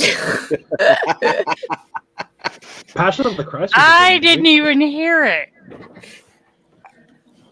Gadfly said Warhorse, and I said no, not the one starring Sarah Jessica Parker. Oh, okay, actually, Yeah. I will laugh at that one because that woman creeps me out. She just does. Has anybody watched Manhunt on Apple TV? Yes. Good. Wait. I might be enjoyed thinking parts of it. It's the one on You're Netflix. John Wilkes Wilkes porn trip. It's the John Wilkes Booth one. Oh, no, I have not yet. No. I sort of liked it. Yeah, I think I liked it. It was one of those like. You think you liked it? I don't want to just blanket say I mean, I enjoyed it. I watched it all the way through. So, I mean, there were parts I liked. There were parts that were a little bit like, but most overall, I enjoyed it. I watched it all. So. Yeah, you can tell Steve doesn't want to admit he likes anything when he has to say, well, I think I liked it. I just said I liked like 3 things. You should watch Damsel, Steve. Oh, I did. That is utter trash. I would have rather get Alex to watch it. I what a pile of shit in a movie that shows that bitch can't act with a fucking crap, and that she is just high off her Stranger Things freaking credentials. Like what? I can't even remember. Millie Bobby Brown can't act for fucking crap. You're telling me that when her only real credit is acting as a wooden piece of wood is and going. Hey, guys, in fairness, they also shave her head for that role. So, like, it's true. You know, clearly she's an outstanding thespian. Dude, she's a bad bitch in Damsel. Don't she fights a fucked up looking CGI dragon. Dude, she channeled her inner Egwene for her facial expressions that whole movie. Did you watch it? No, I saw a bunch of screen caps of it, horrible. and she's fucking scowling the entire time. It's such a bad movie. It's Has, so bad. It's so yeah. bad. I have a new favorite thing that is happening more and more in Hollywood, where it's the movie tries to demonstrate competence, that an actress can do something, only just does exactly the opposite. The scene of her chopping wood was one of the most awkward things I've ever seen. Like, they're trying to demonstrate that she's strong and capable, and the entire time I'm sitting there like, oh my god, she's gonna cut her foot off with that axe. Like, she's not strong enough to be using it. And it's like, wait a second, Al. What? Please don't tell me you like that, Aldan. Please just don't say you liked it. Thank you, Scotty. Thanks for coming. I don't like. No, they didn't. They didn't make their own story. It's just this damsel in distress generic story where you know what it reminded me of? Prince Charming. Prince Charming is a psycho killer in Damsel. That's the only freaking difference. Aldan is simply saying that at least they did not take over another IP like Wheel of Time and destroy it. Yeah, they did. They actually did. They just called it Damsel. I was gonna say it was just a shitty Arthurian legend. Hey, if they called Wheel of Time so anything but Wheel of Time, we wouldn't care. Probably right. Yeah, they would have had to have changed all the names of the characters as well. I don't know. When I was reading Who Shields Dart, there's so many Wheel of Time references. Like, there's straight up character. There's a character in it, and her last name is Perrin. Yeah. You said there's also steadings, right? What? You said there's also steadings in it? Yeah, there's they call certain areas steadings. There's a lot of stuff where I'm just like, I liked the book because it was like fan fiction, but it was like fan fiction from the early 2000s when people wrote fan fiction were actually competent writers. Like, if I had to like say what it is, it's like the first like part of the story is like Interview with the Vampire with the Louis Lestat and Claudia kind of character dynamic, and then the rest of it is like Wheel of Time and Game of Thrones, but not in an unenjoyable way, if that makes sense. The best part of Damsel is like I headcanon that the queen is actually Jenny from Forrest Gump, and it's because she is the worst person on the planet in that movie too. So she just survived and turned horrible into a human fairy being. princess on an island. You know who did the damsel? What they wanted to do with damsel, but did it correctly?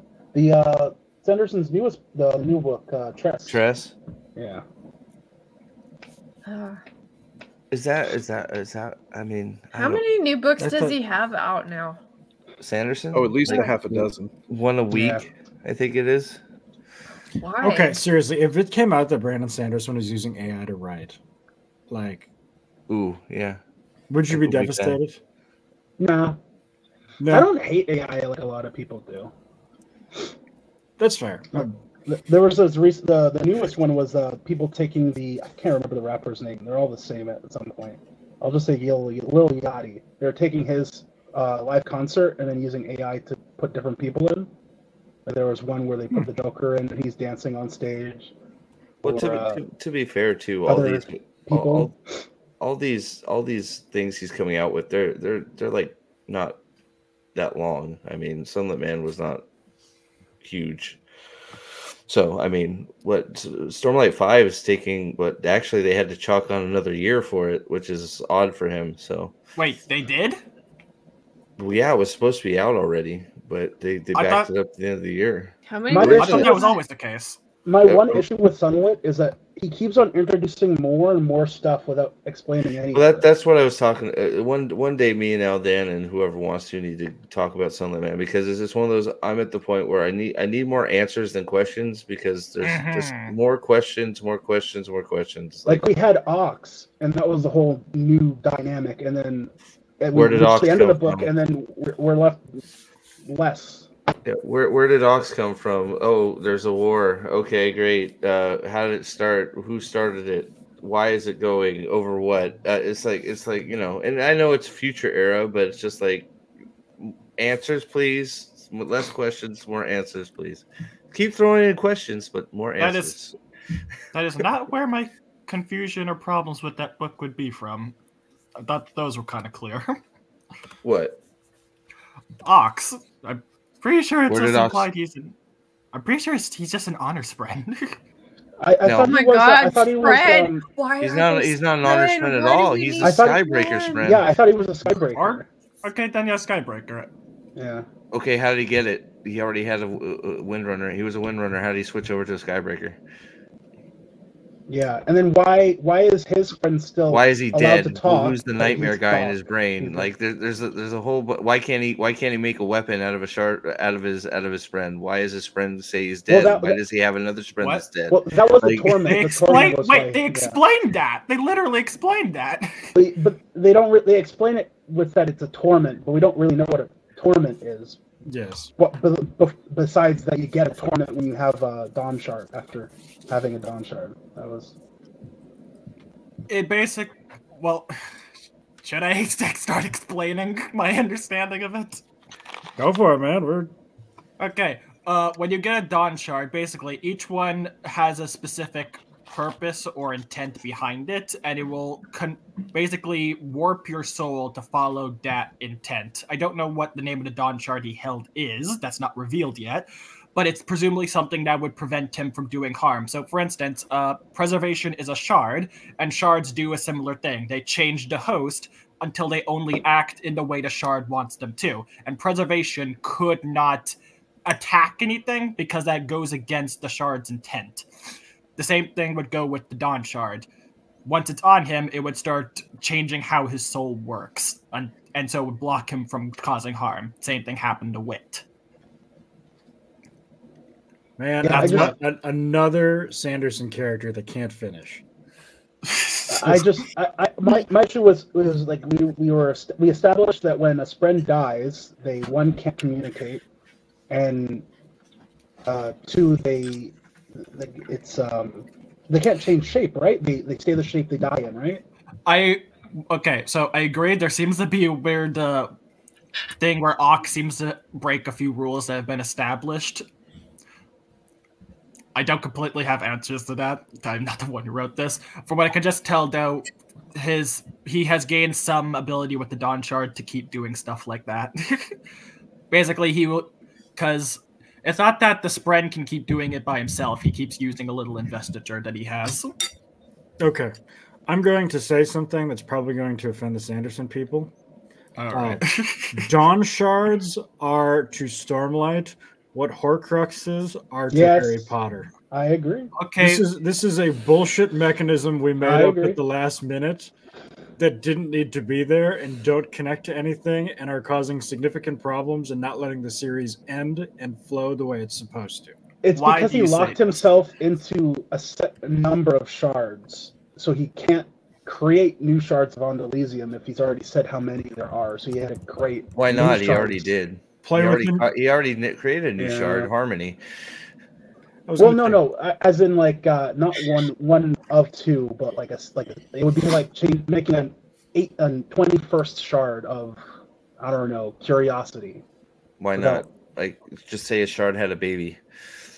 Well, no, literally, shards can do that. They can make more of themselves. Yeah, I was gonna say, yeah. How many atonement shards are out there?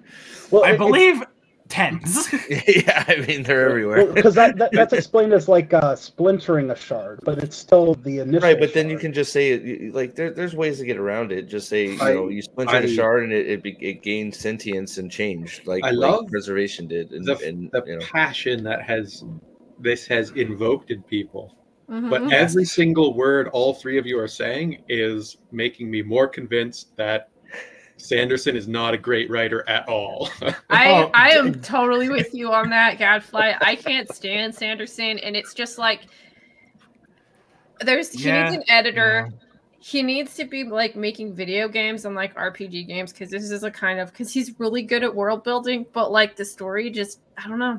I've always said, in a better world, Brandon Sanderson saves the American comic book industry because it removes so many of his problems as a writer. Yeah. If he was just forced to work in that medium.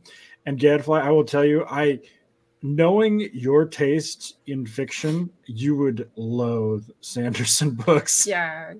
I've read a couple and I was not impressed. Well, what's your opinion on Patrick Rothfuss, Gadfly? He's lower than Sanderson. Really? Sanderson, I would say is like I would say Sanderson is a C+ tier writer. Rothfuss is a fucking D- at best. Okay, well, have any of you read Guy Gavriel Kay? Like, especially his later stuff. I mean, I love just about everything that he has done. But I think after the Fiannavar Tapestry, because that's very kind of standard fantasy, along the lines of everything that was coming out during that time frame, it's still fantastic. But I don't know if any of you guys have really read him, and I think he's an excellent writer. I have that trilogy on my shelf. I haven't read it yet. I have it on Audible. It's one of my next Audible reads. Which one? I found this author. Well, I think the series was Broken Empire, Prince of Thorns by Mark Lawrence, and I like him a lot now. Gotcha. My trip to Ghana is gonna. Oh my God, that is a great one. Really, let me know how you like that, Alex. I am really curious, but yeah, that is one of my lonely little set of books that I'm able to keep because I had to downsize so much, physical media. Mm-hmm. That is one of them I kept out of hundreds. To answer your question, John Thomas, yes, I did read Dragon Riders of Pern, the first book. It was another one where like this gets spicy, doesn't it? Books 2 and 3 get a little spicy. I don't know that like Dragon Riders. I don't remember that being spicy at all. He's itching for some like loving, like when the dragons getting heat and stuff. Like she's like, but oh my God, some mating. Yeah, but you're spicy and my spicy are probably. I know. Different. It's so true. Low grade Okay, spicy, but here I was. You all need to eat some fucking peppers. Okay. Have any of you read Red Rising? No. I love it. I love it. I love that book. It's so good. It is so high tea. I know. Darrow is just so man. I can't wait until you read An Iron Rain for the first time. It is. So I finished Morningstar.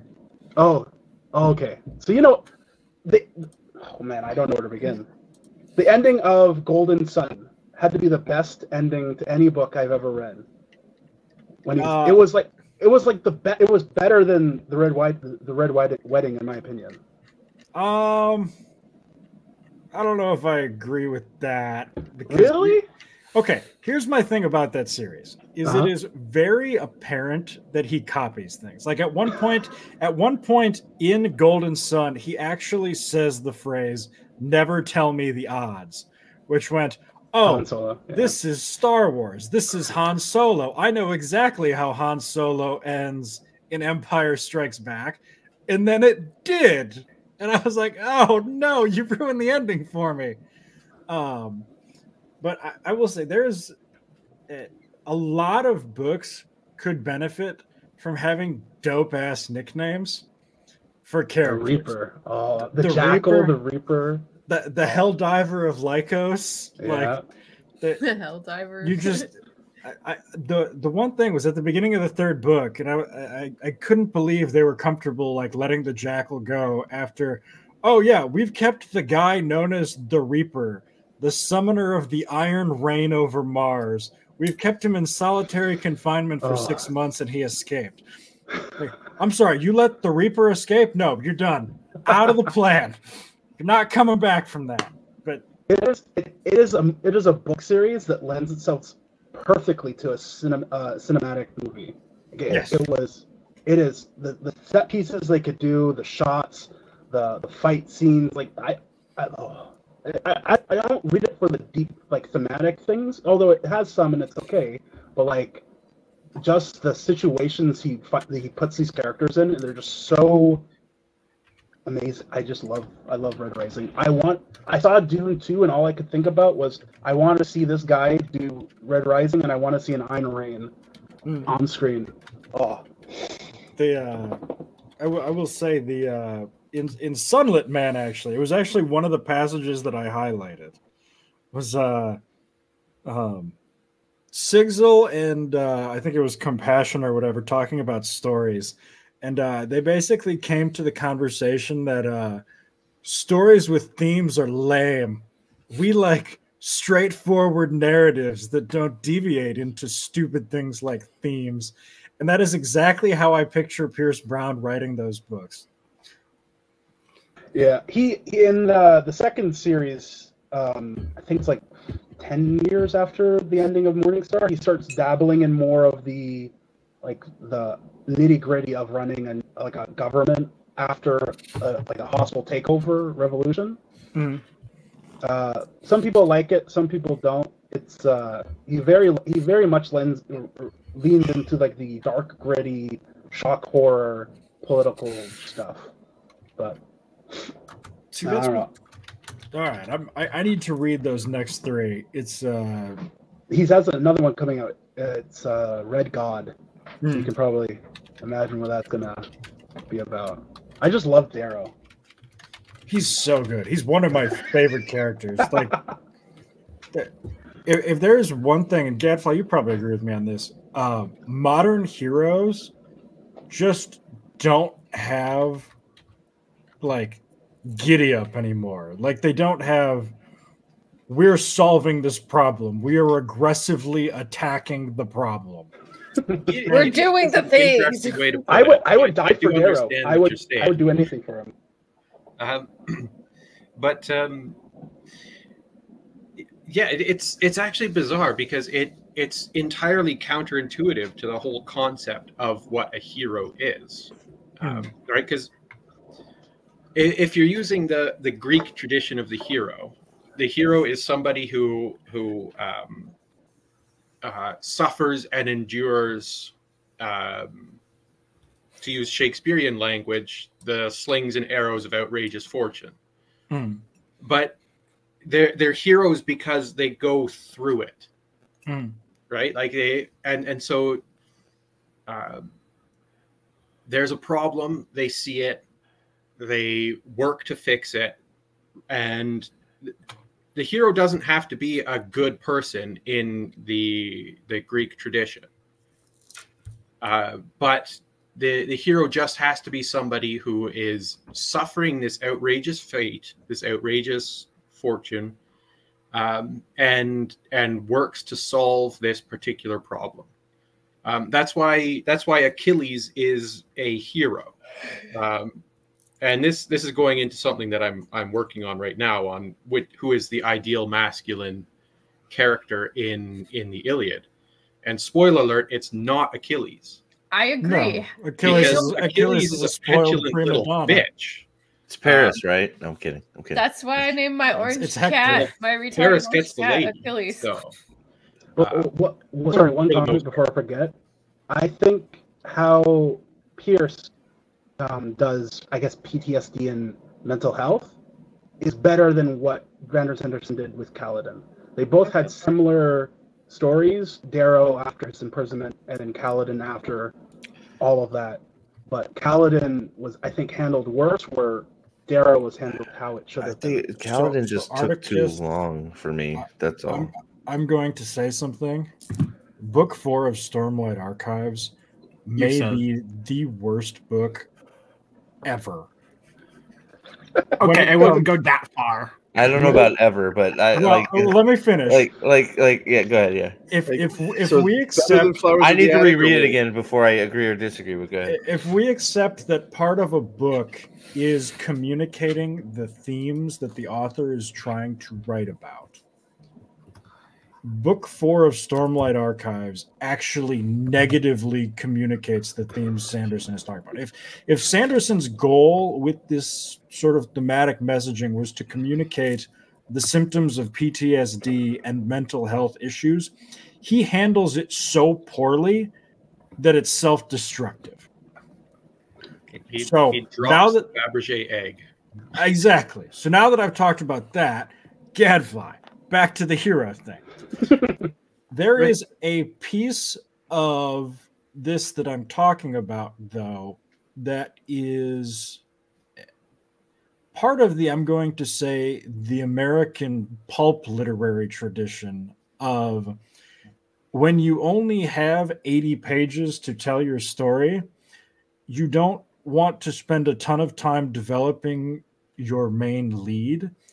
So a lot of them created characters that were already badasses and were already actively trying to accomplish something. Yeah, well, no, they are using the established tropes, right? Like, yeah, yes, one of the most frustrating things about dealing with fiction writers in comics, books, films, television, whatever, is this idea of avoiding tropes.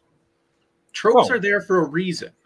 Tropes are short form to connect the audience to the character in immediate capacity. Now, you wiggle around with the tropes. You don't just use stock trope all the time. But the tropes are there for that particular reason. When you get the gruff gunfighter, you know every damn thing about this character and what you're going to get from the character. And that sets the foundation and the idea of what the story is going forward. Because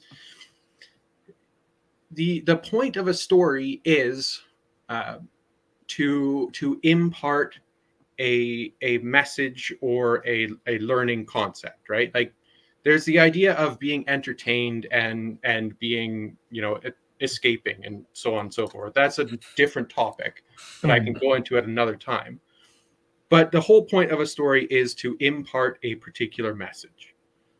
And you're using tropes to establish the foundation of that message going forward. And then the story explores the message further and gets to the end. So the gruff gunfighter goes around and discovers the life of gunfighting was not as glamorous as it once was, and figures that, you know, actually the farming life is the better life to live, because it, you know, it's not that it's peaceable, but it's productive, and you have a future. You know that, you know the themes and the structures of the story right away once you get all these characters: the gruff gunfighter, the naive innocent newbie, the damsel, right? Like, all those elements just mix together right away and give you the immediate starting point. And that was, what was it? Clint Eastwood's last cowboy film. Forsaken, is that it? Yeah. Yeah. That was so good. That's that you start off with those three things and boom, there. You're or going like, from there. I think a really great example of that is how they made, and I don't necessarily agree with it, but I understand why they did it, having read Lord of the Rings, but how they really leaned into tropes for Lord of the Rings, the movie, which is like, tropes do a lot of heavy lifting. It's like an archetypal character that you already understand what they're sort of like, what they're going to do in the story, so you don't have to waste time explaining their background, which is something that they really had to do in Lord of the Rings because there was so much material in there. Did that definitely lessen the like Merry and Pippin and everybody? Like, yes, it did, but it did a lot of heavy lifting for the story and like for the movie, and made the story of the whole movie like fit into a huge thing that they did. So yeah, and for me, why I love Darrow and Red Rising, and why I love Dune 2 with Paul Atreides is like, a lot of these new modern heroes, they don't have like an air of like charisma that they exude. Like, they don't have like the dog in them, you know? Like, when I sat down and watched Dune 2, right? And I saw Timothy Chalamet get up on that cliff and speak and rally his troops. I was willing in that moment to leave the theater and go die for him. And like, that's what I want, like that gravitas in a hero. And it's these modern heroes, it's like they don't want to do any of that groundwork to get to that point. They're like, hey, this guy is charismatic and he has gravitas, so you have to follow him. But like with Darrow and like Paul, Rand had that. How about Theoden? Yeah. Yeah. Yeah, a good fiction is supposed to accomplish two things. It's supposed to inspire you, and it's supposed to be aspirational for you, right? So a lot of those. Am I? Yeah, sorry. A lot of those things, yes. Those characters that you bring up are characters that you look at and you're like, I want to be like that. I want to be as noble a character as Aragorn, or as driven a character as Paul Atreides, I guess. I'm not the biggest Dune person, so I'm just assuming here. But at the same time, it gives you a way to inspire you to go on to do that, to accomplish that. In Lord of the Rings, in particular, the message being, heroes can arise from the smallest of places, and at the same time, every single person is going to fail at the ultimate hurdle at some point. But through faith and divine providence, you can still take that step further and achieve the ends. And yeah, but so, I'm sorry, go ahead. No, I was just going to say, I grew up on so much of that, so much of the good fiction and the good heroes and stories, the ones that make you feel like your heart's going to burst out of your chest. And of course, with movies, a lot of that also has to do with the music and how they do that. And Lord of the Rings, I think, is a good example of that as well. But then reality and real life smacked me in the face because I grew up reading that stuff in my teens and preteens, and all of a sudden I went, where are all our heroes in real life? You know? So to me, there is both good and bad, but I certainly wouldn't want to do without it in our media. Well, but that's where we get into the whole escapism thing, and the difference between the escapism of the coward and the escapism of the imprisoned. Right, the escapism of the coward looks into the fiction to escape from the realities of the world and the dark grimness of it all.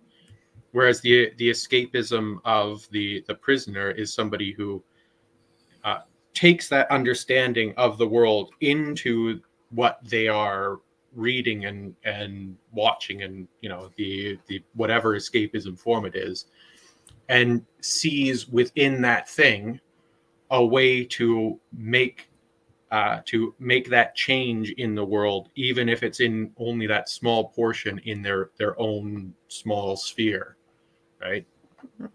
Yeah. But yeah, Madam Anethrin, the reason why, this is like the only reason why I don't want to give Dune like a 9 or a 10 is because of Chani. And the reason why the guy did that is because he felt that not enough, because I think he mentions that Frank, after writing Dune, had similar issues where people thought Paul was the good guy. And he didn't want people to think Paul was the good guy. They wanted them to see him as like a good and bad guy who's manipulating these people to his own ends, and he felt that the best way to communicate this to the audience was to make Chani the audience in the movie. It's like how she's feeling is what we should be feeling with regards to Paul. Which is a tough choice, because the way it was done in the books is that Chani wasn't that person. No. Stilgar was that person.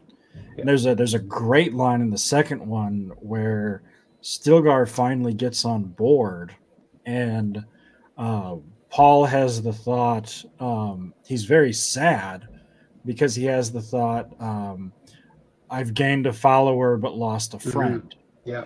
And it was purely 10th wave feminism that caused Chani to be the one that is the doubter. So in many ways, I kind of agree. I think the desire to push Chani forward was, that film's greatest Achilles. Yeah. Yeah. Well, that's one of the things, like I remember, so I read the book recently for the first time. I'm not a huge fan of the book itself. The movie I thought was really well adapted, in comparison, especially with everything else that's done these days. But the book presented Chani actually as a very strong woman, because she sat there and she understood what Paul was doing. And in the end, she was saying, well, she can go ahead and have the marriage, but I'm going to have the love and I'm going to have the children. And, so there's the strength of everything right there. And so, I mean, she had a strong bond in that way with it and understood it for what it was. It made her a very strong character, and I think the movie presented her honestly rather weak and like childish, because in the movie, I mean, in the book they do have in the Fremen culture the idea of marrying multiple women, and then in the Imperial Society, like the Great Houses, they already have the idea of concubines and wives. So, but yet in the book you still get her kind of upset that Paul would marry another woman besides her, but she does the adult thing in this world where she's like, I understand he loves me, he's only doing this for a political movement. I can see him as the man, and I can see him as the emperor, and I'll choose to accept his love just so that we can do what we want. But in the movie, she's like I don't know what she expected him to do. Like I couldn't even Life of Me even figure out why she even follows him, because like it's antagonistic from the start. Right. I don't. What did they do in the movie? I haven't, and I'm fine with spoilers because I've read the books a whole bunch. Instead of being supportive of Paul, she was constantly trying to pull him back from accepting his role as like this godhead.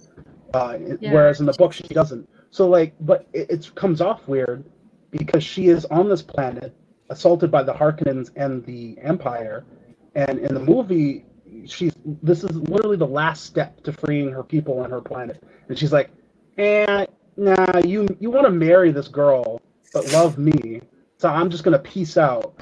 And I'm like, what does she want him to do? What it seemed to me was that they were bringing ideas and concepts from the next several books forward into this series, like into these couple movies, right? Because these two movies, right? Paul is a classic hero. Mm-hmm. It's only later on when we see the idea of the tyranny come forward, right? As it comes up to the end of this, Paul is fully justified in his actions, in his deeds, and the audience, whether they're reading the book or watching the film, are on board with Paul's choices and Paul's decisions. But it's in the later books where you're reading and you're like, whoa, things are getting a little weird. Paul's getting a little psycho. Things are going, or whatever, right? And it seems like they're trying to bring that stuff forward into this bit, and by doing so, they've thrown off the entirety of Dune, the story of Dune. Yeah. Oh, they've definitely created a lot of problems for themselves with future movies because it's not going to flow correctly. I don't know how they're going to do. Like, it's because we know where they're going to have to wind up with Chani. It's just they dug themselves in this hole that they now have to get out of, and they didn't have to do it. Yeah. Like unless they want to retcon like his kids and doing Messiah, I don't know, but I doubt they'll even have kids. Honestly, that's like really like not the message. Well, at that point, you basically are not writing Dune. Yeah. It's going to be super awkward when they start Dune. I guess I'm calling it Dune 3 now, and it's like, oh yeah, Paul and Chani got back together off screen and now have 2 kids. They can do 3 months later at the very beginning. Yeah, right. One change I didn't agree and show with, Beltane for the 4th time. Yeah, 3 months later, and it's really what, 8 or something? I think it was 7 total from the beginning. Sorry. Hi, George. I think the idea of keeping Ayla, or I don't know how you're supposed to pronounce it, as a thing for the next movie was a good change, though. I don't think having a 2-year-old CGI thing walking around killing people would have done good for the TV, for the movie screen. Disagree strongly. I was greatly looking forward to. You wanted to see like a little person play like demented 2-year-old killing Baron Harkonnen was going to be great. So here's an idea. As somebody Tyrion who has Lannister far in drag. greater editing skills than me, take the Ally McBeal dancing baby and edit that into Dune, just killing people while it's dancing. Just put Tyrion Lannister in a dress and have him go around zapping people. I have heard the how would you say that? Cinematography? Yeah. Yeah, exactly. Now I want that. Damn it. Damn you. But no, I've heard that aspect of the movie, and I've seen parts of Dune. Incredible. But yeah, I've heard that is, and the soundtrack and everything is pretty freaking awesome. The soundtrack, the cinematography, and then Timothy Chalamet stole it from me, man. He sold the movie in the last third for me. Okay, hear me out. I thought the last third was the worst part of the movie, but agreed. But I think it needed another 45 minutes to like actually do what it wanted to do. So I think, are you talking about like how the transition from going to the south to getting to the water to starting the jihad? Well, I mean, I haven't read the. I'm just watching the movie. I haven't read the book. So you spend, you know, however most of the movie, you know, Paul basically going, I don't want to go. I don't want to go. I don't want to go. I don't want to go. I'm gonna kill everybody if I go. And then all of a sudden, okay, let's go. And it's like, okay, that was sort of a quick flip, and then they go, and they just kill everybody. And it's like, okay.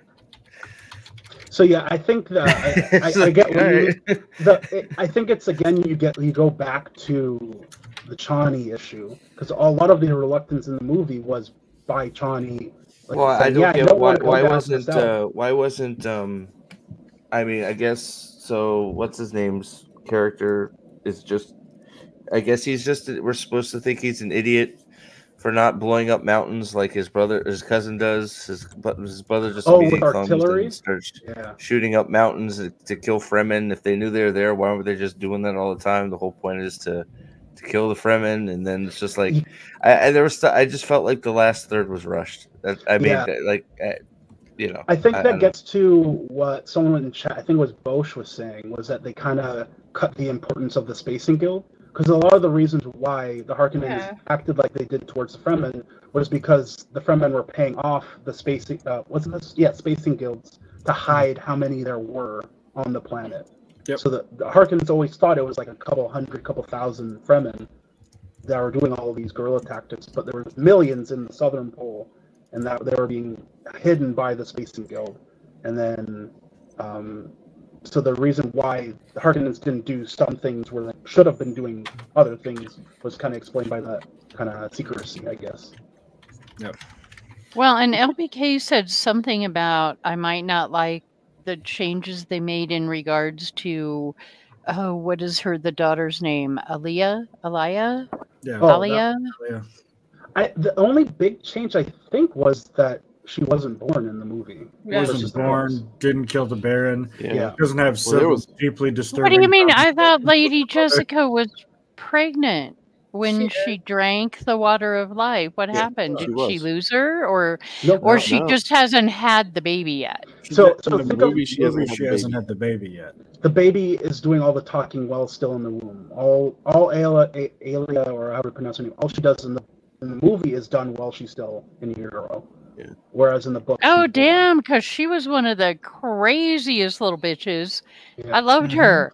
That character was fantastic, man. Weird. No, in the book, it's like 5 years. You know, the fighting's going on for like 5 or 6 years or something like that before they make that final assault. So, you know, it's like all of a sudden, you know, within 6 months, we're supposed to believe they took this entire army and got the Emperor's attention in just 6 months. So he shows up, and then they go and they attack, and it's all very quick. And so it's a tough leap. Well, it's just, you know, you go from the Harkonnens being like have an iron fist over the planet to, and then all the build up with the Bene Gesserit behind the other guy, the cousin guy, which was a cool scene being on the Harkonnen home world with like that was an amazing change. That was, you know, visually. It was sweet, cool. but then you build him up. Why? You're building him up. You're building him up, and then everybody's dead. It's like, okay, I guess we just need to have our little duel at the end. I don't know. For a 3-hour movie, it still needed another 45 minutes. Like, I don't know. Maybe we'll get a director's cut or something, and extend. No, there wasn't enough slow motion to get a director's cut. That's true. Because in the books, the reason why Fade is so important is because the Bene Gesserit have considered Paul dead, so they need a new genetic but they line. know but in the movie they suspect, but they have a feeling he's not, and it's more that they don't feel they can control him anymore. Is the feeling I got. So it's like they fucked up, and then like Fade was the backup plan to Paul Atreides. Yeah. No, the original plan was Paul was supposed to be a girl. They were supposed to marry Paul to Fade, and then their kid was supposed to be the chosen one. But Lady Jessica bailed on the plan early, which hilarious. They had 1,000 years of planning going into this, and then 2 generations before, just one lady just said, "No, we're not doing that," and blew it up. I mean, depends on how you like. What she did led to Paul, and then leads to his son, Leto II. So Yeah, but I mean that was not their yeah. plan. That wasn't the plan. That was just the thing. By the way, do they keep the bagpipes in the soundtrack in the second movie? There was No. bagpipes. The first That wasn't the one, first they one. come off the ship, the Yeah. bagpipe, which I did enjoy. I didn't hear it, but I'm not a good soundtrack guy. I kind of Damn it. like I listened to the soundtrack before I watched the first movie, and there's a lot of really cool kind of like all of the Paul Atreides suite put together, and I loved that. And I was so disappointed in the movie that there's so little of that in the actual soundtrack. I was so sad because that's such an epic song. Well, what would you had to guys say. do when I read stuff like that or watch stuff like that? And Steve, this might be why I like Three Body Problem more than you. I like to think about, like with Paul, what if you suddenly ended up with that ability / curse where you could see all of the probabilities that stemmed from all of the different actions, almost like a quantum thing? I mean, how fucked up would that be? And having to try to weave a path through that to get to your end goal. If you So I actually have- saw the repercussions of every choice. So I have two answers. Both of them are from different movies and TV shows. Have you seen the movie with Adam Sandler with the remote? Where he Yes, can I fast have. forward Click. or rewind? Yeah, click. Click. I Yeah. would use the abilities in the same way he did, trying to get the girl. So I'd go through all the possible computations of the future, and it'd be like, oh, if I stumble and fall, then I meet this girl, and then I fall in love. Kind of like how Morty does it in the Rick and Morty episode with the time gem. That's a way I would go with it. I would I probably haven't go seen insane. that one. He gets 'Cause a you're time basically- gem, and he can see his death. And in one of his deaths, he dies with Jessica, the girl he loves. So he does anything he can do to get to that death where he dies in her arms. But it turns out he just dies in a nursing home, and she is the caregiver instead of his lover. Rick Well, and that's Morty kind of a terrible show. different, because, Paul, I don't know. I've always, when I do think about it, it's like, what a weight that would be. I mean, how would you not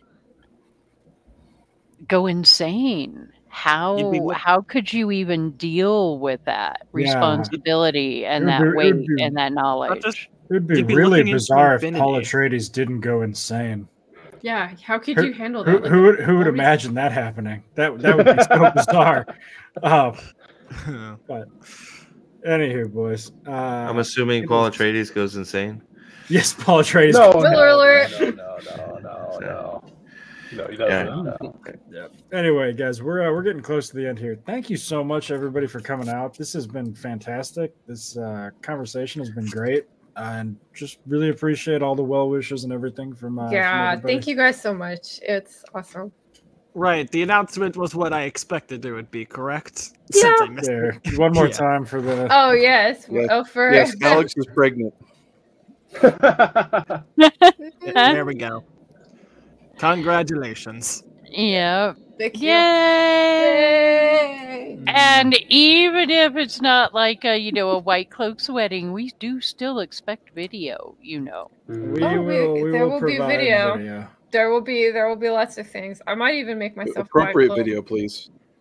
Are you getting married at like a church or chapel? We're gonna get married at our venue just to make it Okay. easier.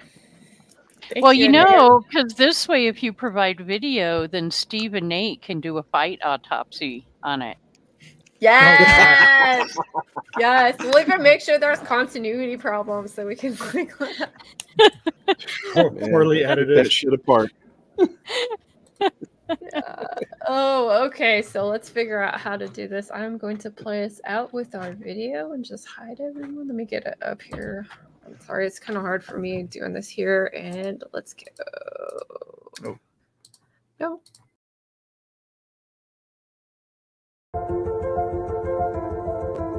The wheel of time turns, and ages come and pass, leaving memories that become legend. Legend fades to myth, and even myth is long forgotten when the age that gave it birth comes again. In one age, called the Third Age by some, an age yet to come, an age long past, a wind rose in the mountains of mist. The wind was not the beginning. There are neither beginnings nor endings to the turning of the wheel of time, but it was a beginning.